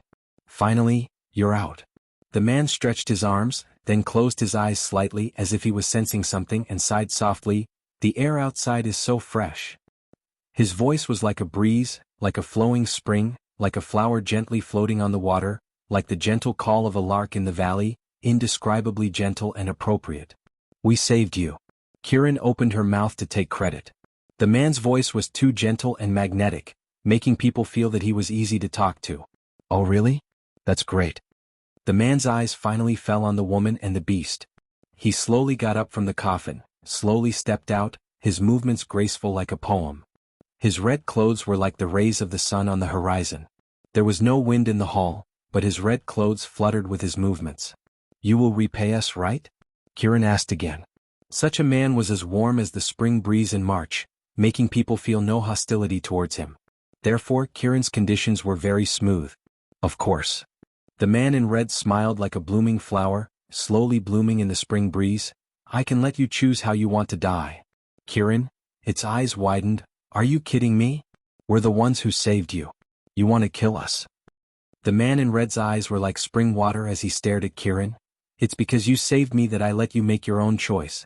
You can choose a less painful way to die. Otherwise, why would I talk so much nonsense with you? Kirin, it was going crazy with anger. You repay kindness with ingratitude. You pervert. You want to kill your savior. The man in red stretched out his 10 fingers like spring onions as if he wanted to pat Kirin's head. Little thing, a savior is meant to be killed. Don't tell me you want her to use this to threaten you? Kirin did not dare to let him hit her. Kirin jumped 3 feet to the side, trying to avoid the man's palm. However, the man did not move, but his arm grew 3 feet out of thin air and hit Kirin's head. Kirin shuddered. Her hand, which looked so tender and soft, was actually as cold as ice. Fortunately, the man only patted Kirin lightly. Apart from the cold, he did not cause any other harm to Kirin. However, what he said at the end made Kiran's worldview crumble. It arched its body and assumed an attacking posture. I won't let you kill us. It's not certain who will kill who. It bared its fangs threateningly and all the scales on its body stood up. Oh, looks like you've chosen to fight to the death. Good, you have some backbone. The red-robed man smiled and his 10 fingers slowly curled.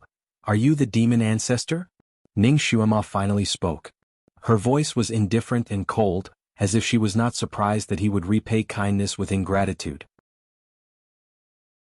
The red-robed man's gaze finally fell on Ning Xuema, and he sized her up. Your dying wish is to know who I am? Ning Xuema smiled slightly. I think you don't know who you are either. Her gaze swept across the crystal coffin. The crystal coffin was still intact, but one side of the coffin lid had been lifted. It looked a little like a damaged piece of art.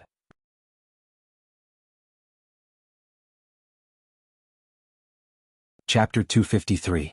A dark light flashed across the man's eyes. Why do you think so?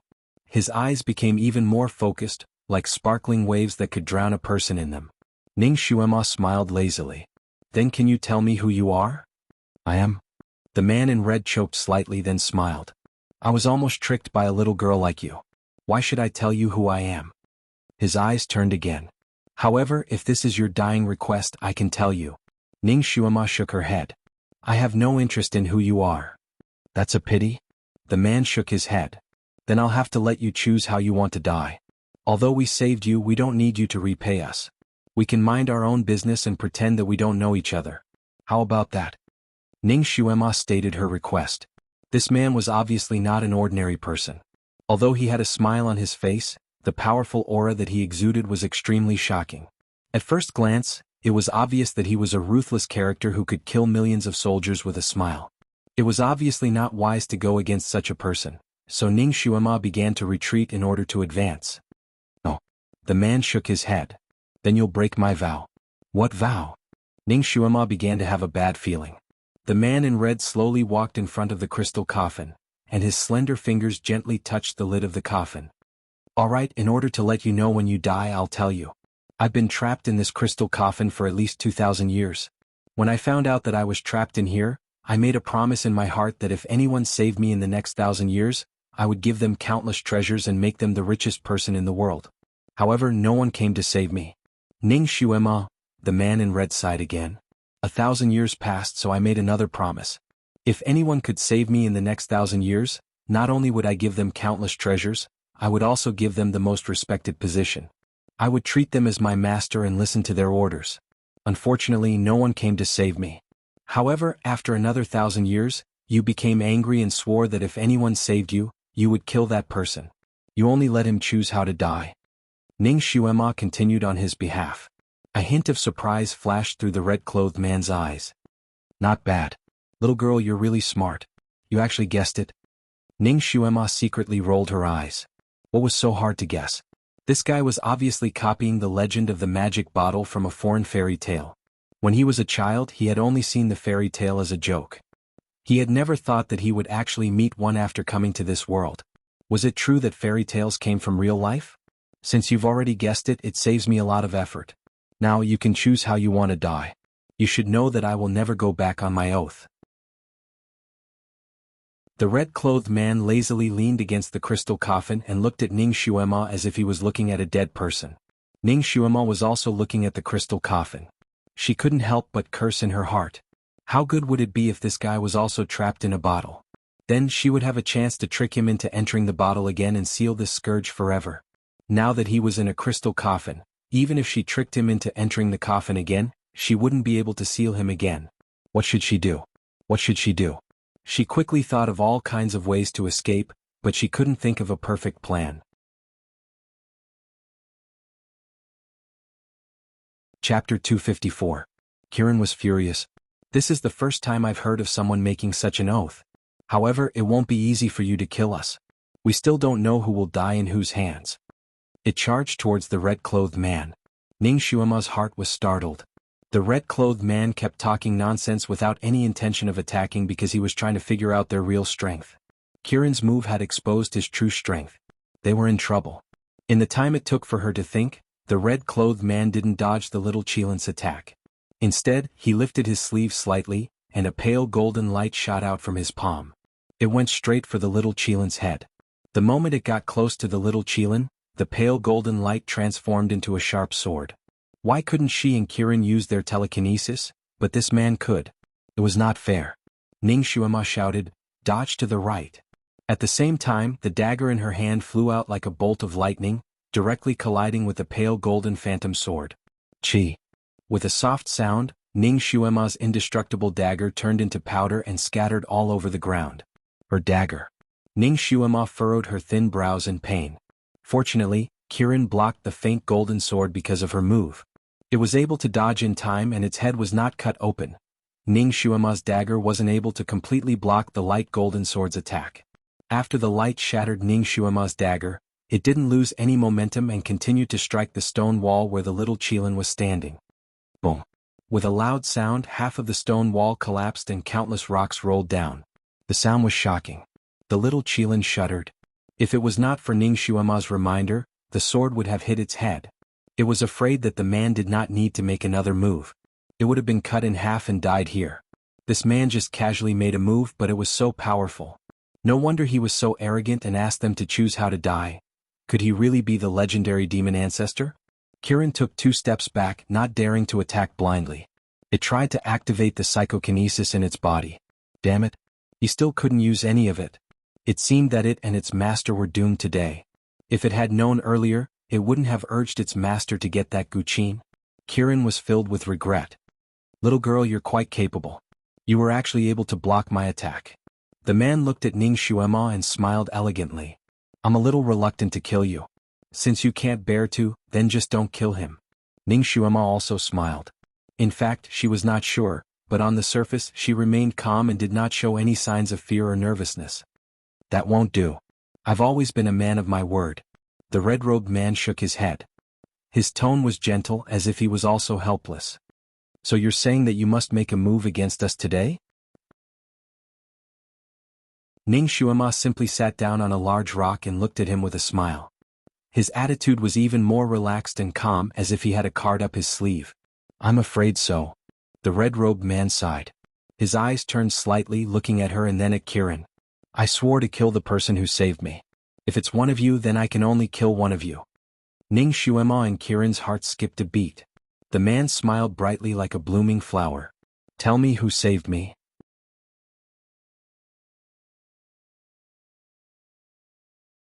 Chapter 255. Kirin was stunned.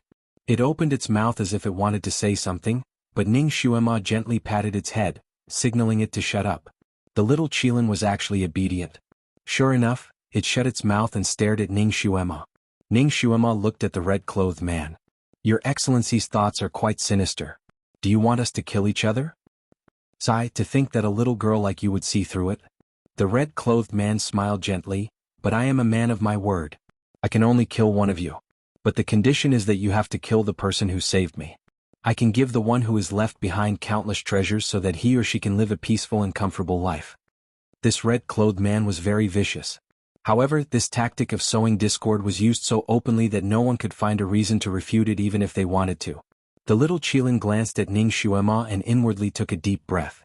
Suddenly, it stuck out its chest and took 2 steps forward. It was me who saved you.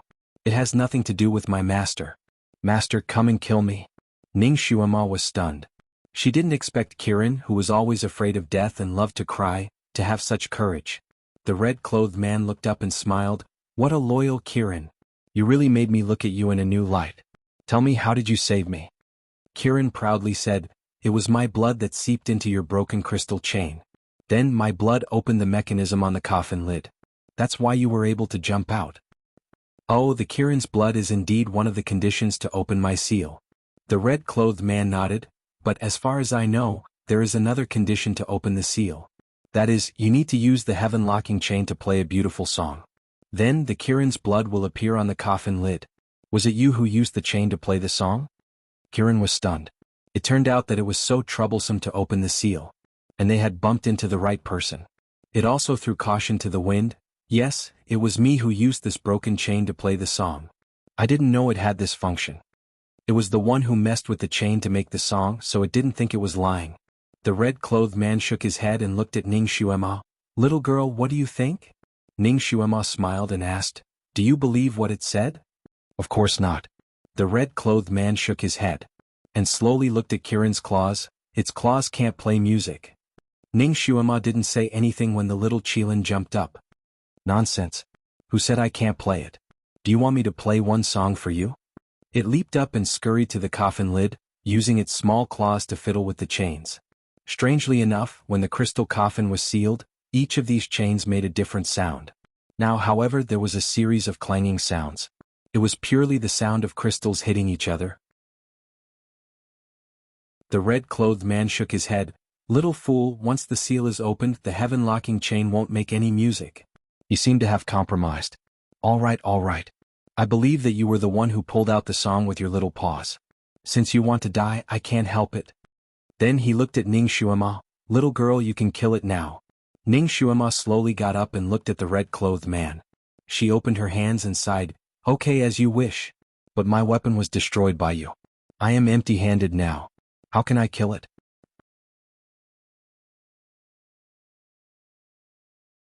Chapter 256. The little Qilin didn't expect Ning Xuema to agree so straightforwardly and was stunned for a moment. The man in red shook his head and said, Kirin, you are too naive. Humans have always been so cunning. They can sacrifice anyone for themselves, not to mention that you are only her pet. It is natural for her to sacrifice you. Do you feel like a fool now?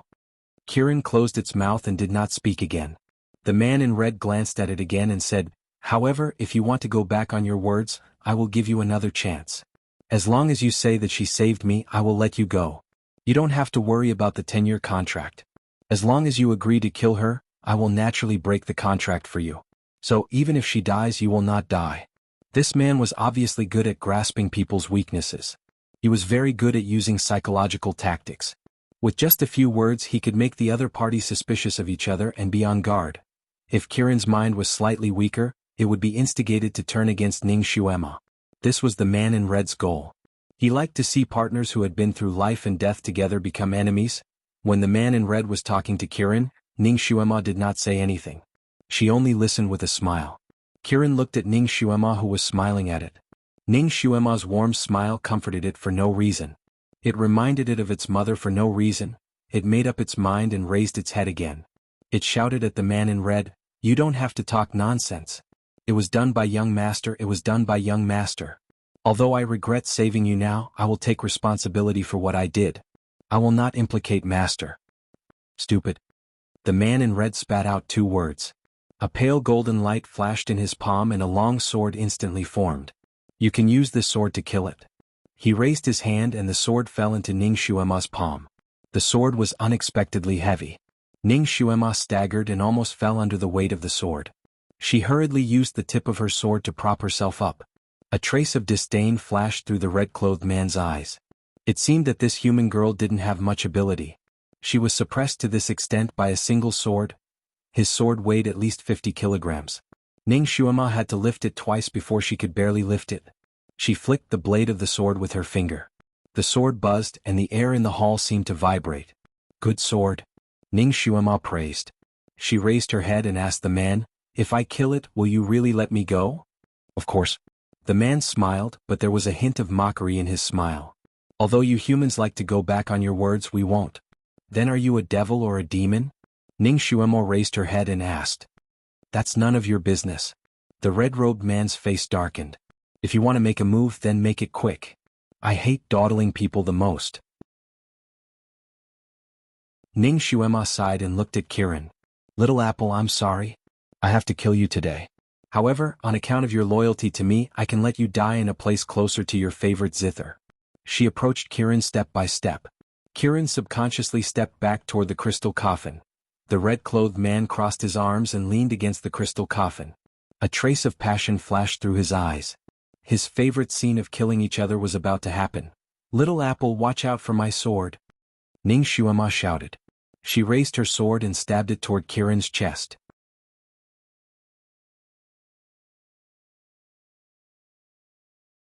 Chapter 257. Kirin subconsciously retreated to the left. Suddenly, it pounced towards the red-clothed man who was standing on its left with his arms crossed. The sword in Ning Xuema's hand was also like a shooting star.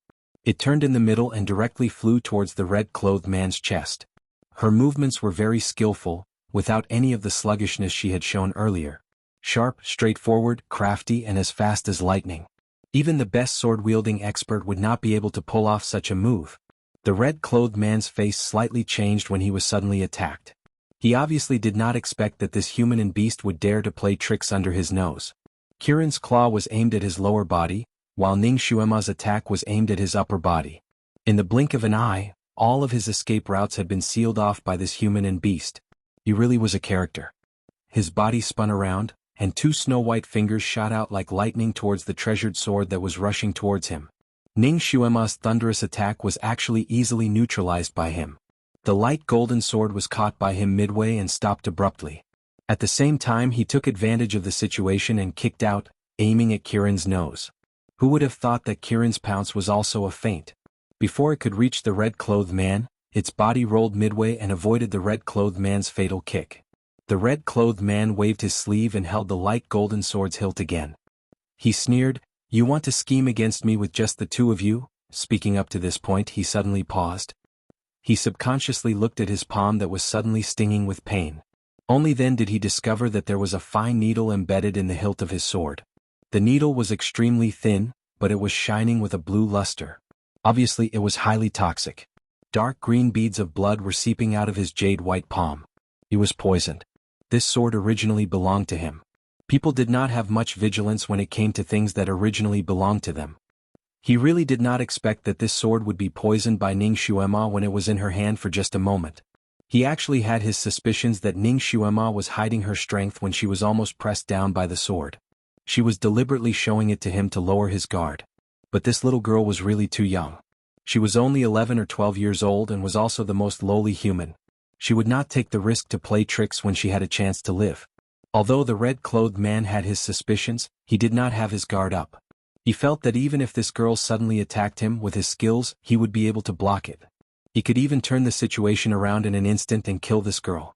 What he really did not expect was that this girl did not want to use a sword to hurt him, but using poison.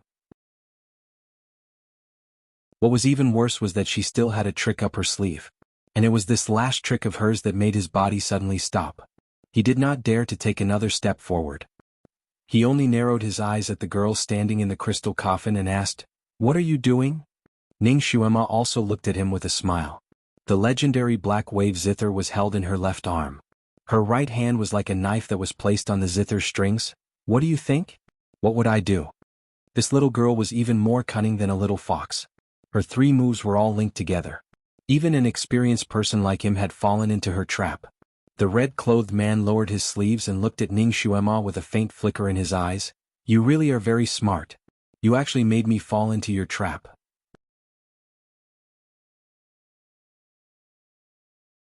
Chapter 258. However, your poison can only be used on ordinary people. It's not enough to deal with me. As he spoke, dark green blood droplets continuously dripped down from his sleeves. The blood droplets were dark green at first, but after a while the color of the blood droplets became lighter and lighter. Gradually, the dark green color faded and returned to its original bright red color. It was obvious that although the man was poisoned, he had already forced the poison out of his body in the blink of an eye. Ning Xuema's eyebrows slightly jumped as she lightly smiled. "I originally didn't plan to poison you to death." However, in her heart she cursed. Her poison needle could even take down a dinosaur, but she didn't expect that it would be useless against this red-clothed pervert. The red-clothed man forced the poison out of his body in the blink of an eye. He began to move forward step by step. "Then what are you planning to do?" "Stop." Ning Xuema blinked her eyes and pressed her palm on the zither. The zither's strings buzzed and made an ear-piercing sound as if it couldn't bear the burden. The man suddenly stopped and pursed his lips. "If you dare to hurt it, I will immediately cut you into pieces." Then obediently stepped back another 8 steps. "Let's have a good talk." Ning Xuema's palm didn't leave the zither's strings.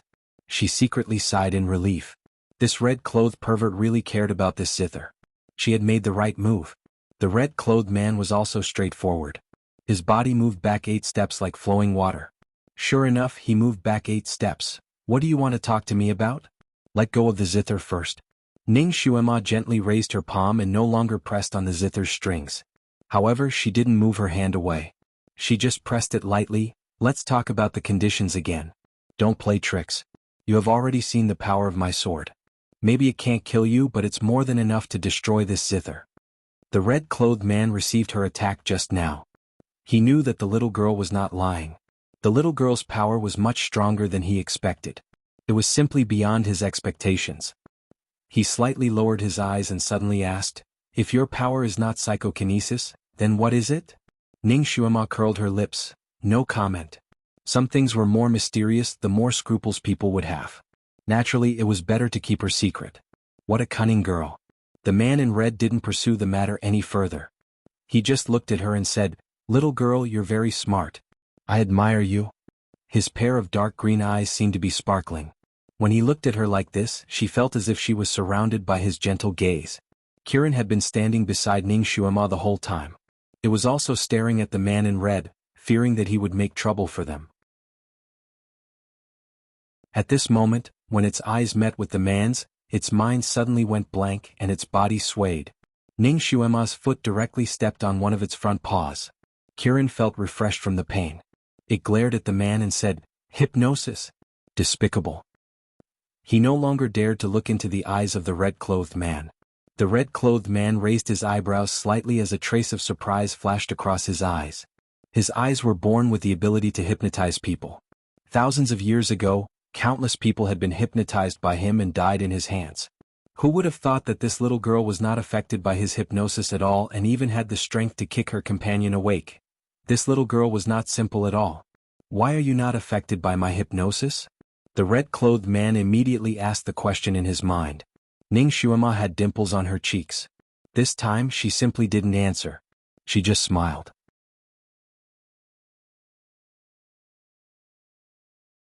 Chapter 259. No comment again? The man in red looked at her. "You're so smart." Ning Xuema praised him. Of course, she wouldn't tell him that she was a secret agent and had been trained to resist hypnotism. The man in red was speechless. This little girl's words were watertight. Moreover, all of her energy had been focused on the zither. As long as he made the slightest move, he believed that with this little girl's ability, she would definitely be able to destroy the zither before he killed her. This little girl had really grasped his weakness. He sighed. "Okay, what do you want to talk to me about? You want me to let you go?" Ning Xuema smiled. "You're quite smart. It's easy to talk to smart people. However, you're only half right. I have other conditions. If you don't agree, I'll die with your zither." The man in red secretly gritted his teeth. "What other conditions do you have? Tell me all of them." Ning Xuema was also very straightforward. Her conditions were very simple and very practical. First, you must truly release the two of us. Not a single hair can be missing. Second, you have to open a path to the outside and send us back to the surface. Third, you have to swear that you'll never harm us in this life. If you break your promise, you'll be locked in the crystal coffin for another 20,000 years. The people in this world seem to value oaths a lot, so she simply said the most vicious thing. The man in red was speechless. The elegant smile on his face finally disappeared. "Little girl, you're too greedy. Aren't you afraid that if you force me into a corner, I'll use this zither to kill you?" Ning Xuema pursed her lips. "Oh, I'm so scared. I'm really scared that my soul will be destroyed. However, if you don't make this promise, you'll still harm us when we return to the surface. At that time I'll still die. Instead of dying a miserable death, it's better to have this black wave zither as a companion now. It's not too bad to be destroyed together with the divine artifact." She plucked a string with her little finger and plucked it. The sound was like splitting silk. She controlled her strength just right. If she used a little more strength, the string would break. If he didn't use enough strength, he wouldn't be able to achieve such a shocking effect. The little Qilin was startled by this sudden sound and shook its head. The red-clothed man's expression changed. His heartstrings seemed to have been plucked by Ning Xuema. He clenched his fists again. "You." The smile on Ning Xuema's face disappeared. She said coldly, "My patience is limited. I'll count to 3. If you still don't agree, I can only live and die with this Qin." 1. The red-clothed man's expression changed several times. He was actually being threatened by a little girl. In the end, he didn't dare to take the risk. He took a deep breath and said, "All right, I agree." Ning Xuema didn't buy it. "Then swear it first." The red-clothed man could only swear according to her oath. After that, He gritted his teeth and looked at Ning Xuema. Now you can rest assured, right? Give it back to me. Ning Xuema smiled sweetly at him. You're a straightforward person. I like it. You can open the passage to the surface and send us up. Then it'll be perfect. This little girl really didn't want to be taken advantage of. The red-clothed man was so angry that his teeth itched. However, there was nothing he could do. He waved his sleeve and a wave of pale golden light hit the top of the hall.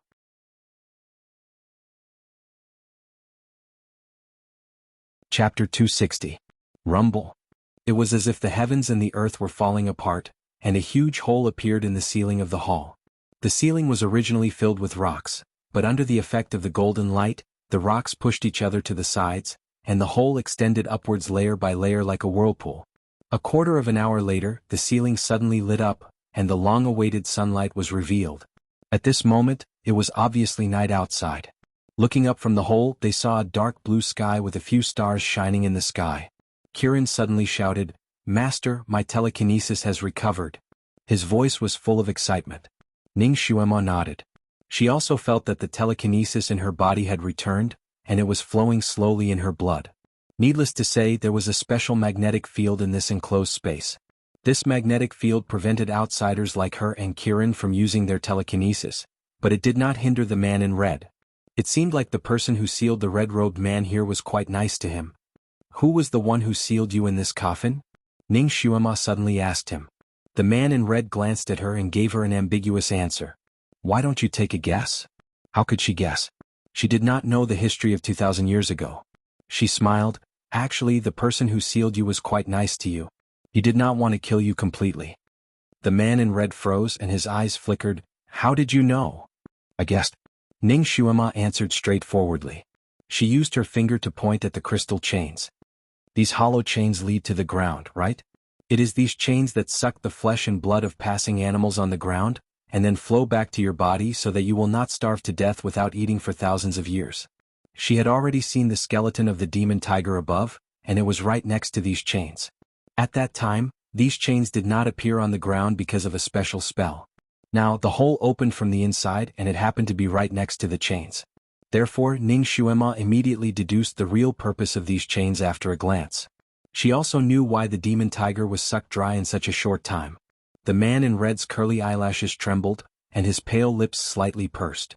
He looked at his palms, which were pale pink, and it was no different from thousands of years ago. He sighed faintly. Maybe you are right. She does have some feelings for me. But that's not what I want. His handsome face showed a touch of bleakness and sadness. Is the person who sealed you a man or a woman? Ning Xuema was curious. The man in red was as elegant as a poem, and he was sinister and vicious. He always smiled, and his true emotions were not exposed. It was rare to see him with such a sad expression. This aroused Ning Xuema's curiosity, and she could not help asking. The man in red's face and then he smiled. Are you curious? Or do you want to find her and ask her to seal me again? Ning Xuema yawned. You think too much. I have never heard of anyone who has lived for more than 2,000 years, except for the God Emperor of this continent. She suddenly looked him up and down. You were not sealed by the God Emperor, were you? The God Emperor? The man in red raised his eyebrows. What is he?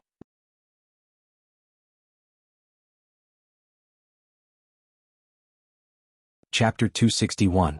Ning Xuema was speechless. From the man's words, she could infer that the one who sealed him was not the D-Zun. Could there be someone even older than the D-Zun? You've never heard of the D-Zun? Ning Xuema asked tentatively. Who is he? Should I have heard of him? The man in red asked back. Ning Xuema's heart skipped a beat. The man in red had been sealed here for more than 2,000 years, so he did not know about the famous people in the outside world. In other words, the D-Zun did not exist when the man in red walked outside more than 2,000 years ago. So, the D-Zun was at most 2,000 years old. Compared to the evildoer in red, he could only be regarded as a rising star. He is the most powerful person in the continent now. He is worshipped as a god by the people of various countries. Ning Xuema explained the D-Zun in a few words. The man in red did not care. He smiled and said, I didn't expect you humans to cultivate to the heaven realm. Interesting. I'll go and meet him when I have time. Let's see how many moves this junior can withstand. Ning Xuema coughed. She did not expect to find a strong opponent for the D-Zun with just a few words. However, the D-Zun had been in a high position for too long. It was often said that it was lonely at the top. Just like Dugu Chiobai, he could not find an opponent for many years. How lonely must his life be? Now that she had found an opponent for him, maybe it would add some color to his lonely life and make his life more meaningful. However, what if this evildoer in red was more powerful than the D-Zun? This guy looked very gentle, but in fact he was a cruel and merciless scourge. Would he bring a rain of blood to this world? Then she would have committed a great sin. Who was the one who sealed him away back then? She had never heard of anyone older than the D-Zun. Could it be a hermit from somewhere? Ning Xuema felt that there must be many unknown hermits in this world. It was just like the Jianghu that she was familiar with in her time. Some people liked to be high profile and became heroes or gang leaders. There were also people who liked to be low-key and had real martial arts but never showed it in front of others. They were unknown in the Jianghu. For example, the sweeping monk in demigods and semi-devils? Forget it. Things had already developed to this point. It was useless for her to regret. She could only take one step at a time. It's fate that we've conversed for so long. May I know your name? Ning Xuema wanted to find out his name so that she could go back and check his information. The red-clothed man raised his eyebrows and smiled gently, but his words were poisonous. Little girl, do you think you are qualified to know my name? It was obvious that he did not put Ning Xuema, a little human, in his eyes. Arrogant evildoer. Ning Xuema didn't want to talk nonsense with him anymore. She patted Kirin's shoulder and said, "Little apple, let's go up." Then she jumped onto Kirin's back. "Leave the black wave zither behind," the red-clothed man said coldly. "I'll return it to you when we go up." Ning Xuema hugged the zither even tighter. Although the red-clothed evildoer had made a vow, Ning Xuema was still not at ease until she returned to the surface. If she returned the zither now, who knew if he would cause trouble again? "Little girl, you're very cautious. I hope you won't regret your decision after you go up." The red-clothed man smiled mysteriously. He crossed his arms and stood to the side, giving way to the passage. "Do you want me to send you up, or do you want to go up by yourselves?"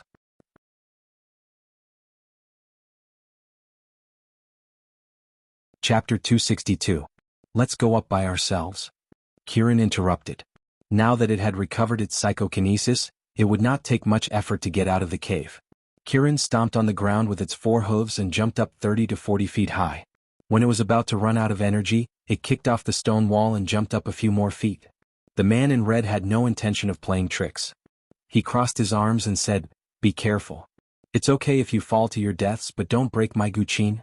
What a freak. Ning Xuema wanted to smash the guqin in her arms on his head. She smiled on Kirin's back. "Then you must bless us so that we don't fall. If I fall, I will definitely use this guqin as a cushion." Ning Xuema did not expect that she would be ambushed after she escaped from the strange cave safely with Kirin on her back. This ambush was not launched by the red-clothed man, but came from all directions. She and the little Qilin had just landed on the ground, but before they could even stand firm, they heard a whistling sound. Following that, 2 rays of light and a type of magic tool came crashing down on her. Ning Xuema was gobsmacked. Right now, apart from the zither, she didn't have any other weapon that could block the attacks. She could only turn around and hide under the little Qilin's belly, avoiding the attacks of those magic tools. Little Qilin was suddenly attacked and was startled. It reacted quickly and immediately opened its mouth to spit out a green drizzling water wall to protect its body. 2 of those attacking rays and magic tools smashed into the water wall, and the little Qilin dodged the last one with lightning speed. The water wall swayed, and even the little Qilin's body swayed along with it. It was very obvious that the power of those 2 rays of light wasn't small, causing the little Qilin to feel somewhat strained. The water wall shook and disappeared, revealing the figures of a man and a beast. "Kirin. Kirin. It's really Kirin," someone shouted in surprise and disbelief. Following the voice, 3 figures flew over from 3 directions and surrounded Ning Xuema and Kirin. Ning Xuema jumped up from under Kirin's stomach and finally saw the 3 people who ambushed her. Her heart skipped a beat. She recognized one of them. One of them was wearing white clothes and a white skirt. She was beautiful and cold. She was the disciple of Bright Reverence Religion, Zhongru Shuang. The other 2 were wearing white robes with bird feathers embroidered on their collars. They were obviously disciples of Bright Reverence Religion. These 3 people were 2 men and 1 woman. The man was handsome and free and easy while the woman was as beautiful as a flower. It seemed the rumors were true. Bright Reverence cult and Sun Moon sect were similar. Not only were their disciples' martial arts high, they were also outstanding in appearance. Any one of them would be enough to attract the eye. Zhong Rushuang also recognized Ning Xuema. Her beautiful face changed and she said, "Eldest senior brother, third senior brother, it was this stinky girl who killed our junior brothers and junior sisters. If we hadn't been poisoned by this stinky girl, our junior brothers and junior sisters wouldn't have died under the claws of the flying dragon centipede on the 6th peak." Ning Xuema's heart sank. No wonder she didn't see the other 3 people. They were already dead. She pursed her lips and said in a clear voice, "Zhong Rushuang, you plotted against us first. I had no choice but to poison you. It was just to protect myself. Moreover, the poison only hurt a little and made you unable to recover your strength for 2 hours. It wasn't fatal."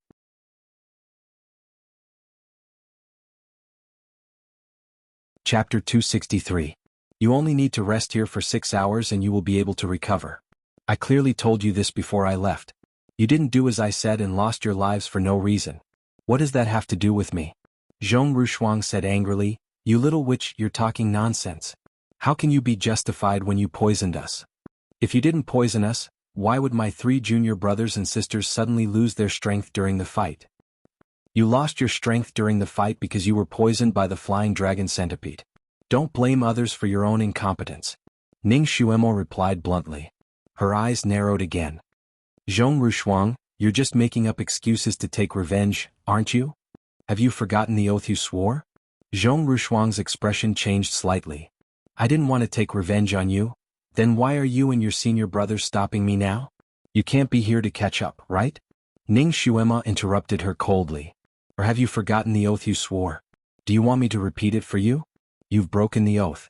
Aren't you afraid that your master will take the oath?" Zhong Rushuang was choked by her words. Her face turned green and white. "Don't talk nonsense. We didn't know you were here. We heard strange noises and came to take a look. We didn't expect a little girl like you to come out of here." She looked at Ning Xuema suspiciously and finally seemed to realize what was wrong. "Alright, where's number 2? How did you come to the 8th peak by yourself? That's impossible." She turned to her 2 senior brothers and said, "Senior brother, third senior brother, this little girl is a psychic trash. She has a lot of tricks up her sleeves. How did she appear here? With her martial arts, it's impossible for her to get here." Her senior brother looked to be about 27 or 28 years old.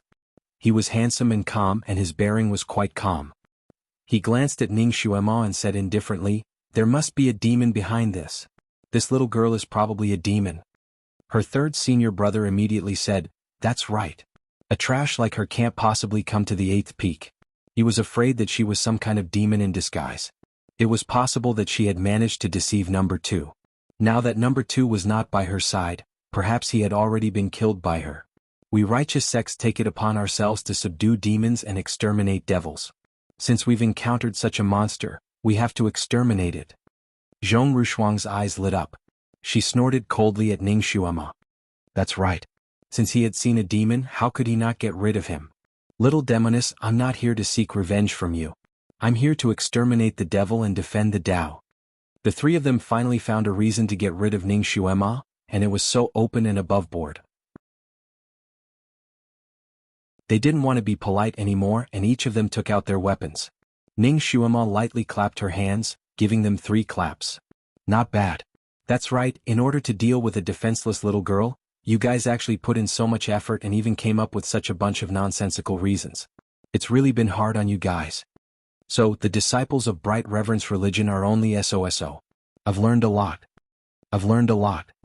She turned her eyes and saw that the man in red had already flown up. At this moment he was leaning lazily against a big rock. There was a hint of a smile on his lips and he looked like he was watching a show. It was obvious that he didn't want to get involved.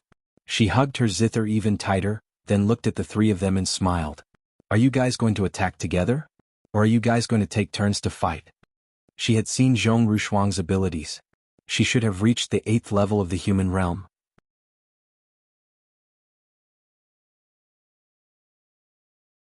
Chapter 264. Even if she were to fight Zhong Yu one-on-one, she would not be able to defeat her. Moreover, there were also her 2 senior brothers. Their martial arts were definitely not weak. These 2 dared to bring Zhong Rushuang to the 8th peak. Their psychokinesis was definitely at Earth rank level 3 or 4. They might even be much stronger than Ji Yunhuang. Jianghu was even less of a match for them. And Kiran did not seem to have much ability. At most, it could create a water shield or something. She was afraid that it would not be a match for these three people. If she wanted to escape safely, she had to find another way. She was not confident, but she did not show it on the surface. She even smiled as if she had a card up her sleeve. The three people did not expect her to be so calm in such a situation. She sat on the Kiran's back with a calm demeanor. She looked more like an expert than an expert. That kind of demeanor made the three of them shocked. The three of them did not think much of Ning Xuema.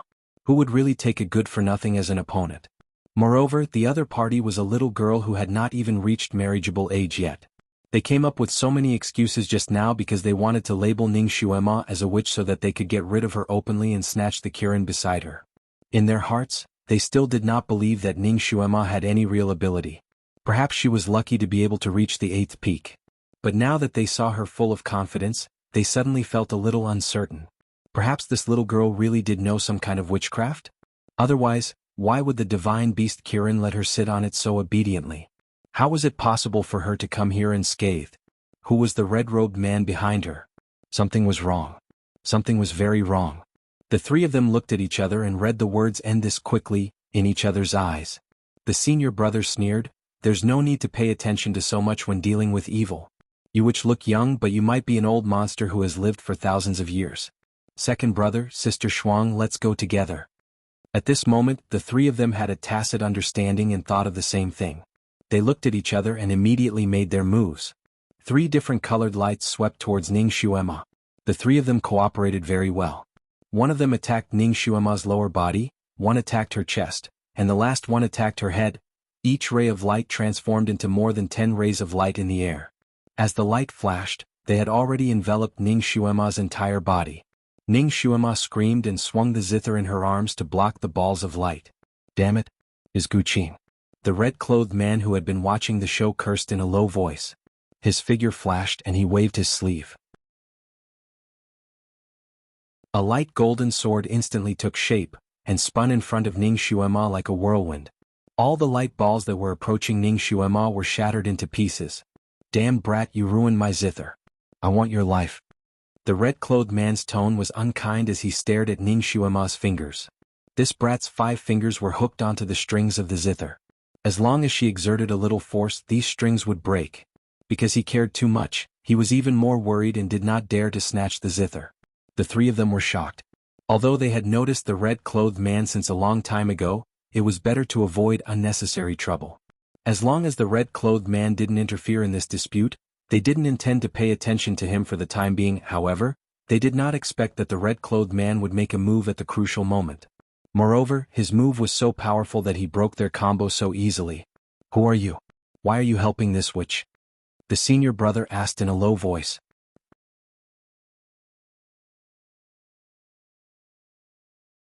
Chapter 265. The red-clothed man was too lazy to pay attention to him. His eyes were fixed on the zither. "Stupid girl, this zither is used to play, not as a weapon. It can't withstand any psychokinesis attacks. Take your fingers away. Don't touch the strings, they'll break." Ning Xuema's mouth twitched. "Isn't it the Black Wave zither? It's an ancient artifact. I thought that if I played it casually, it would automatically release a killer move." "Bullshit." The red-clothed man cursed in anger. "This zither needs a special fingering technique to become a killing weapon. It can kill anyone within 100 li. How could it be as wasteful as you?" The Black Wave zither. As soon as these 3 words entered their ears, the eyes of Zhong Rushuang and the others lit up. They could be considered experienced and knowledgeable. Naturally, they knew about this ancient artifact. Their master Yi Qingwan had also been looking for the Black Wave zither. They didn't expect that this artifact would appear here. It really didn't take any effort to obtain it. The 6 eyes of the 3 people were also fixed on the zither. They wanted nothing more than to snatch it. Ning Xuema's eyes turned. "So it needs a special fingering technique. Looking at you, you don't know how to play it, right? Naturally, you won't teach it to me. Then this zither is useless to me." She suddenly seemed to notice something. She glanced to the left of the red-clothed man. Her face revealed surprise as she shouted, "Adi Zun?" Hearing this shout, Zhong Rushuang and the others were all shocked. They all looked to the left of the red-clothed man. Although the red-clothed man wasn't shocked by the title, D Zun, he had just heard of this title. He knew that he was a powerful person, so he also subconsciously turned his head to look. The moment everyone turned their heads to look, Ning Xuema laughed. With a wave of her hand, she threw the zither out like a whirlwind. The red-clothed man's ears were alert, and he immediately heard the sound of the zither flying through the air. He abruptly turned his head and saw his treasured zither fly out from his right side, heading straight for Zhong Rushuang's head. Zhong Rushuang was caught off guard. She heard a fierce gust of wind and saw a ball of blue light hurtling towards her. It was too late for her to dodge, so she could only use the sword in her hand to block it. Just as her sword was about to cut into that ball of blue light, a pale golden ball of light suddenly came in and directly collided with her sword light. There was a sound like an explosion. Zhong Rushuang's sword instantly disintegrated into powder. She was also sent flying by the pale golden ball of light. If it wasn't for her eldest senior brother catching her in time, her head would have hit a big rock and turned into a rotten watermelon. After the red-clothed man sent Zhong Rushuang flying with his left palm, he waved his right sleeve. Like a flood dragon sucking in water, it wrapped around the zither. He obviously treasured this zither very much. After his sleeve wrapped around the zither, he shook it a little to dissipate the force of the zither flying out. He didn't want to forcefully pull on the zither and damage its strings. Then he rolled his sleeve back and wrapped the zither in his arms. That third senior brother saw that the object flying out was a zither. He originally wanted to reach out and snatch it, but the red-clothed man was faster than him. Before he could do anything, the zither flew back into the red-clothed man's arms. He couldn't help but stare blankly. On the other side, eldest senior brother had already steadied himself with Zhong Rushuang in his arms.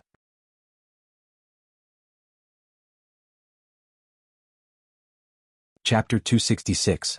Zhong Rushuang's face was deathly pale. The arm that used to hold the sword hurt as if it was broken. She couldn't even lift it. She was still in a state of shock. The blood in her chest surged violently. She wanted to speak, but when she opened her mouth, she spat out a mouthful of blood. Although the senior caught Zhong Rushuang, his arms were numb from the shock. He almost couldn't hold his junior sister's delicate body. He took 3 or 4 steps back before he could steady himself. When he saw Zhong Rushuang spit out blood, he was shocked. "Little sister Shuang, are you okay?" "I'm fine. Where's that brat?"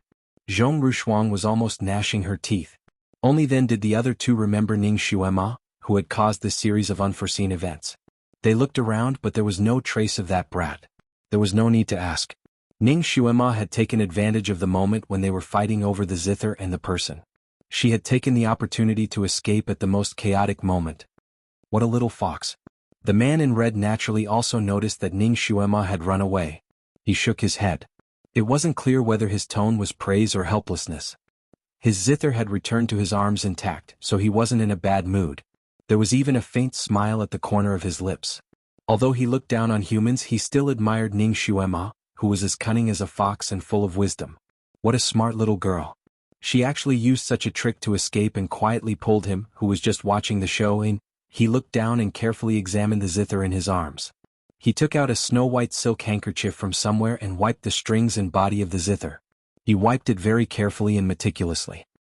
His expression was focused and serious, as if he was wiping a fragile blue and white porcelain. "Damn it. We actually let that brat run away just like that." Zhong Rushuang stomped her feet. "We'll find her." The senior didn't take it to heart. When Ning Xuema made a move just now, he knew that her martial arts weren't high. She was only at level 2 or 3 of psychokinesis. In his eyes, she wasn't even a rookie. If they wanted to find such a girl in the future, it would be as easy as blowing off dust. Since she had run away, then forget it. They could talk about it later. The most important thing now was this black wave zither.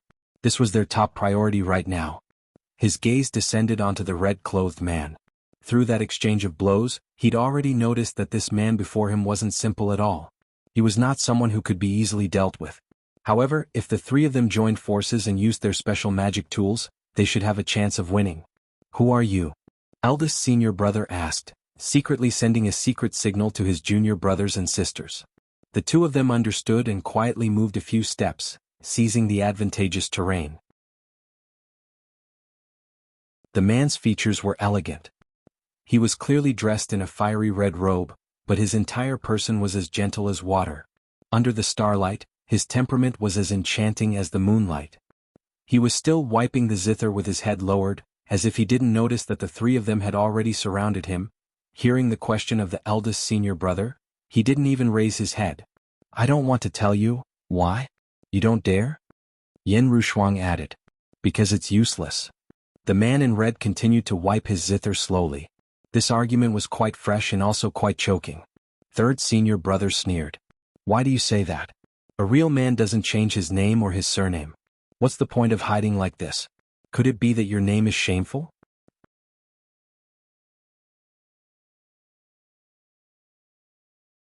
Chapter 267. The red-clothed man finally raised his head and smiled gently. Under the starlight, his eyes were gentler than water ripples. The reason is very simple. Because you are going to die. The dead don't need to know other people's names. The three people, they looked at each other, their expressions more alert. The eldest senior brother said coldly, Your Excellency's words are too harsh. Do you think you can kill us with your own strength? Besides, we have no grievances with Your Excellency. Your Excellency's ruthless words are too unreasonable. The red-clothed man's eyes swept over them. Aren't you surrounding me and talking nonsense because you want to snatch my zither? He smiled again. Anyone who wants my zither has only one word, death. Do you guys understand my explanation? He stood there, his robe fluttering in the wind. His expression was not like he was talking about life and death, but more like he was talking about the weather. This kind of attitude, this kind of bearing, if one did not have absolute confidence, they would not be able to do it. Although the three of them looked young in terms of actual age, they could be said to be old foxes in the Jianghu. At this moment, seeing this man's attitude, their hearts were beating wildly. It was as if they saw the grim reaper stretching out his butcher's knife. They suddenly regretted. Although the divine weapon was important, their lives were naturally more important. The eldest senior brother knew how to conduct himself and immediately said, Your Excellency misunderstood. We did not have any extravagant thoughts about this zither. Oh, then why are you surrounding me? The red-clothed man seemed to be very easy to talk to. It's like this. We were passing by and heard strange sounds. We were afraid that evil spirits would appear and harm our righteous friends, so we came to take a look. We just happened to see that which coming out of this cave. Brother, you followed closely behind. We thought you were together, so we wanted to confirm it with you. So this zither is Your Excellency's? That's very good. Your Excellency must be a master of music. Coincidentally, my Master Yi of Bright Reverence is also good at music. If you have the opportunity in the future, you may come to our Bright Reverence as a guest. He was obviously showing weakness and wanted to run away. Of course, at the critical moment he also revealed his master's identity to make this man have some scruples. After all, Yi Qinghuan's reputation of being protective was known by everyone on this continent. Every time they met an expert that they couldn't beat, they would show off their master's name. Usually, the other party would give up and sometimes even apologize to them. This was like the second generation of some officials or the third generation of power. It didn't matter if they had real ability or not. The key was that they had a father that others couldn't afford to offend. Flashing it at the right time was still very useful. On this continent, there were not many people who dared to provoke Yi Qinghuan, and even fewer people who did not know her. Unexpectedly, the red-clothed man in front of him was the exception among the exceptions. He glanced at his eldest senior brother, and suddenly smiled. His tone was somewhat serious as he said, She is not a demoness. Eldest senior brother was stunned. He coughed and subconsciously retorted, How do you know she's not a demoness? Perhaps you were also deceived by her disguise. She can't fool me. The man in red curled his lips, because I'm the demon. It was earth-shattering. The three of them were shocked and retreated a few steps. The man crooked his finger at them and smiled even more gently. Didn't you want to eliminate evil and protect the Tao? Let's do it together. The three of them.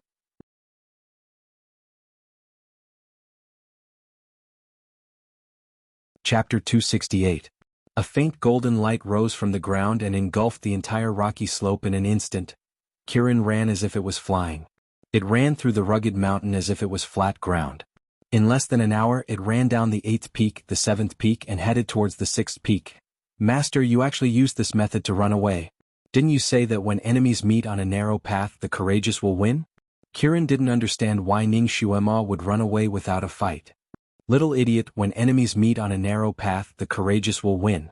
When both sides are equal in strength or when there is no chance to run away you will fight for a chance. If the difference in strength is too great, then blindly rushing forward is what a boorish man would do. Other than losing your life for no reason, it's useless. As a person, you have to be flexible in order to live longer. Ning Xuema took the opportunity to teach Kirin. Although Kirin had lived for 2,000 years, no one had ever taught it these survival skills. Now that it heard it, it felt enlightened. It didn't recognize the wrong master. She was still very reliable at crucial moments. Ever since they established the 10-year contract, she could communicate with it telepathically. This was also the main reason why they could cooperate so well in these two dangerous situations. The little Qilin's current strength was several levels higher than Ning Xuema's, but when it was together with her, it felt an unprecedented sense of security. It was no longer a lonely beast. It felt good to have companions. Kirin ran over a few mountains. Although it was a little tired, it felt warm in its heart. Master, you really scared me when you threw the zither out. If that red-clothed evildoer couldn't catch it and broke it, I'm afraid that guy would immediately take your life. When I threw it, I calculated the angle and strength. That red-clothed evildoer treasures the zither so much. It's impossible that he couldn't catch it. Ning Xuema smiled. She was very good at calculating people's minds. She knew that as long as those people knew that the zither was the Blackwave zither, they would definitely be tempted and have the idea of stealing it. They wouldn't chase after her. As for that red-clothed evildoer, because of his oath, he wouldn't harm her unless there were some special circumstances. This move of hers seemed to be extremely dangerous, but she was actually quite confident. She had perfected this plan of diverting the trouble to someone else. She patted Kirin's shoulder. All right, you can slow down. We don't have to rush back. Calculating the time, she had been out for 4 days. It was also the 5th day since the ancestor came to the imperial palace. The ancestor should have left by now, right? Ji Yunhuang should have been released from the ice palace by now. He should have heard about his imperial father's marriage by now, right? What would he do? Ning Xuema had a good impression of this genius crown prince who had always helped her. Those 3 people are really bad. They actually called you a demonist the moment they saw you. You're clearly a real human and you don't have any demonic aura at all. I can see that their psychokinesis is not low, but their eyesight is really bad. You can't even tell a human from a demon. It's not that they can't tell. They're just looking for a reason to kill me. They actually took a fancy to you. Ning Xuema patted its shoulder again. A Qilin beast, that was a rarely seen divine beast. Those 3 people being greedy was also within her expectations. They're so bad. I won't follow them. Kirin snorted. It was still a little worried. But since they're greedy now, I'm afraid that they won't let it go. Who knows, they might try to find us in the future.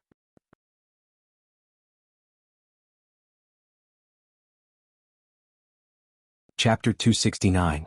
Ning Xuema's eyelashes curved. Don't worry, they won't make trouble for us again.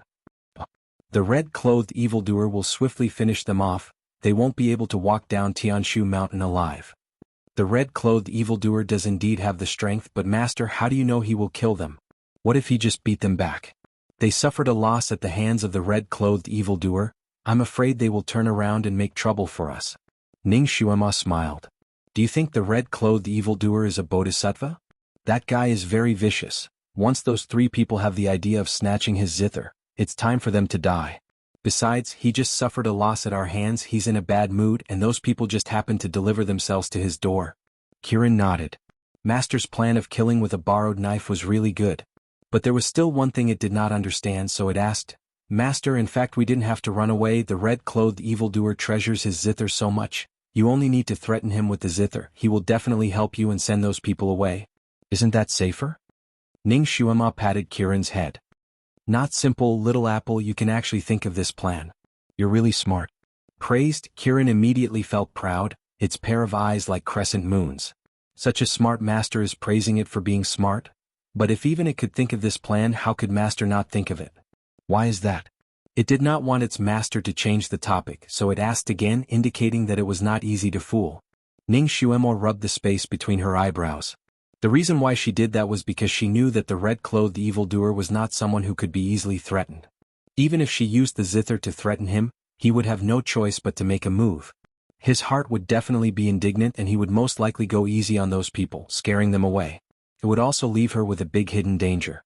Taking 10,000 steps back, the red-clothed evildoer, under her coercion, would cleanly destroy those people. The trouble was not over yet. Number 2 had said that Yi Qinghuan knew the soul summoning technique, so she would know the cause of her disciple's death and who the enemy was. Then the matter of her coercing the red-clothed evildoer to kill those 3 people would soon be known by Yi Qinghuan. With that woman's vengeful heart, she would still be the primary target to be hunted down. It could be said that there would be endless trouble in the future. Now that she had used this method to escape, those 3 people would no longer care about her. She was killed by the red-clothed evildoer purely because she wanted to snatch the zither for her master. If Yi Qinghuan wanted to take revenge, she would first look for the red-clothed evildoer. This method was rather dark and not too bright.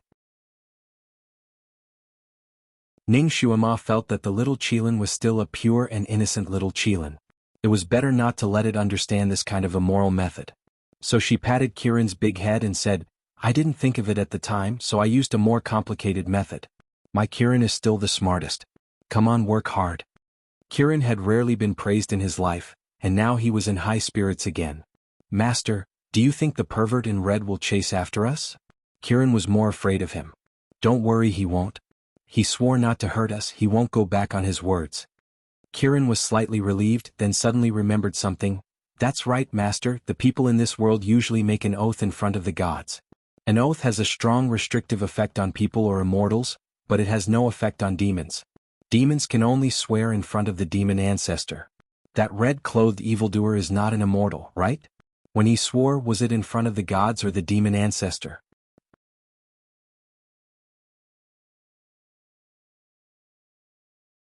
Chapter 270. Ning Xuema's expression changed slightly. When that guy swore, his first few words were, "I swear before God." If he practiced the devil path, this oath would be useless to him.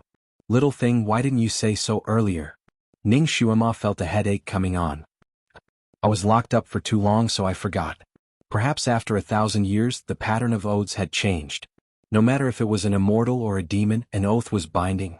Yes, it must be so. Otherwise, that red-clothed pervert would have found trouble with her long ago, and wouldn't have let her go so easily.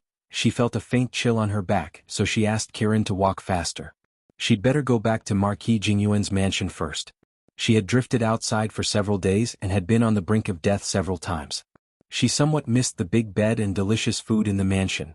The pale golden light surged like a tide, and everything in its path turned into powder. Zhong Rushuang and the other 2 tried their best to dodge, but they couldn't. A moment later, the 3 of them were trapped in the pale golden light. At the most critical moment, eldest senior brother opened the most precious treasure of the sect, the Great Wisdom Barrier. According to legend, this was something invented by the venerable sovereign, and was a magic treasure for the disciples to protect themselves. Yi Qinghuan had made one under the venerable sovereign's personal guidance, and it could be considered a master-disciple collaboration. It had a very important meaning to Yi Qinghuan, so she had always kept it by her side, and the disciples couldn't even touch it. And the one that eldest senior brother was opening now was made under Yi Qinghuan's guidance. Although its effect wasn't as good as the one Yi Qinghuan kept, because it had half of Yi Qinghuan's magic power, its effect couldn't be underestimated. When this barrier was opened, it could protect one's own people from all external harm. Eldest senior brother had taken many risks in his life, and in the most critical moments, this great wisdom barrier had saved his life several times. Because using this thing would consume a lot of psychokinesis, he wouldn't use it easily, but now he had no other choice. This great wisdom barrier's appearance was a transparent sphere, and the 3 of them were now protected inside it. The pale golden light outside submerged the whole sphere, and the rustling sound was like silkworms chewing mulberry leaves. Countless large stones were silently shattered in front of their eyes, and turned into flying dust. The power of this move released by the red-clothed man was really too great. It was simply unimaginable to them. The 3 of them shrunk into the cover and shivered. They finally understood that they had indeed provoked someone they shouldn't have. This person wasn't someone they could afford to provoke. "Hey, your tortoise shell is not bad." The red-clothed man curiously stretched out his hand and lightly patted the ball. His hands were slender and perfect like ivory carvings. When he patted, he seemed to be patting casually. But just this one hit caused the great wisdom barrier to bounce a few times in the faint golden light, letting out an ear-piercing sound.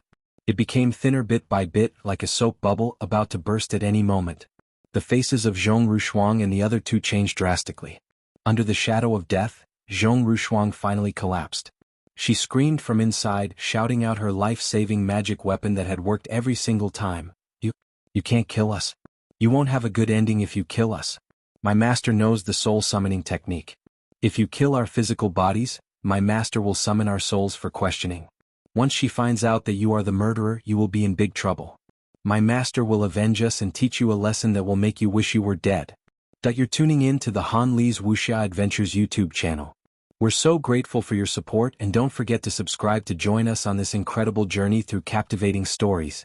Your generosity through donations truly makes a world of difference, as it's the primary source of revenue that allows me to expand and enhance this channel for you. Thank you from the bottom of my heart for being a part of this adventure.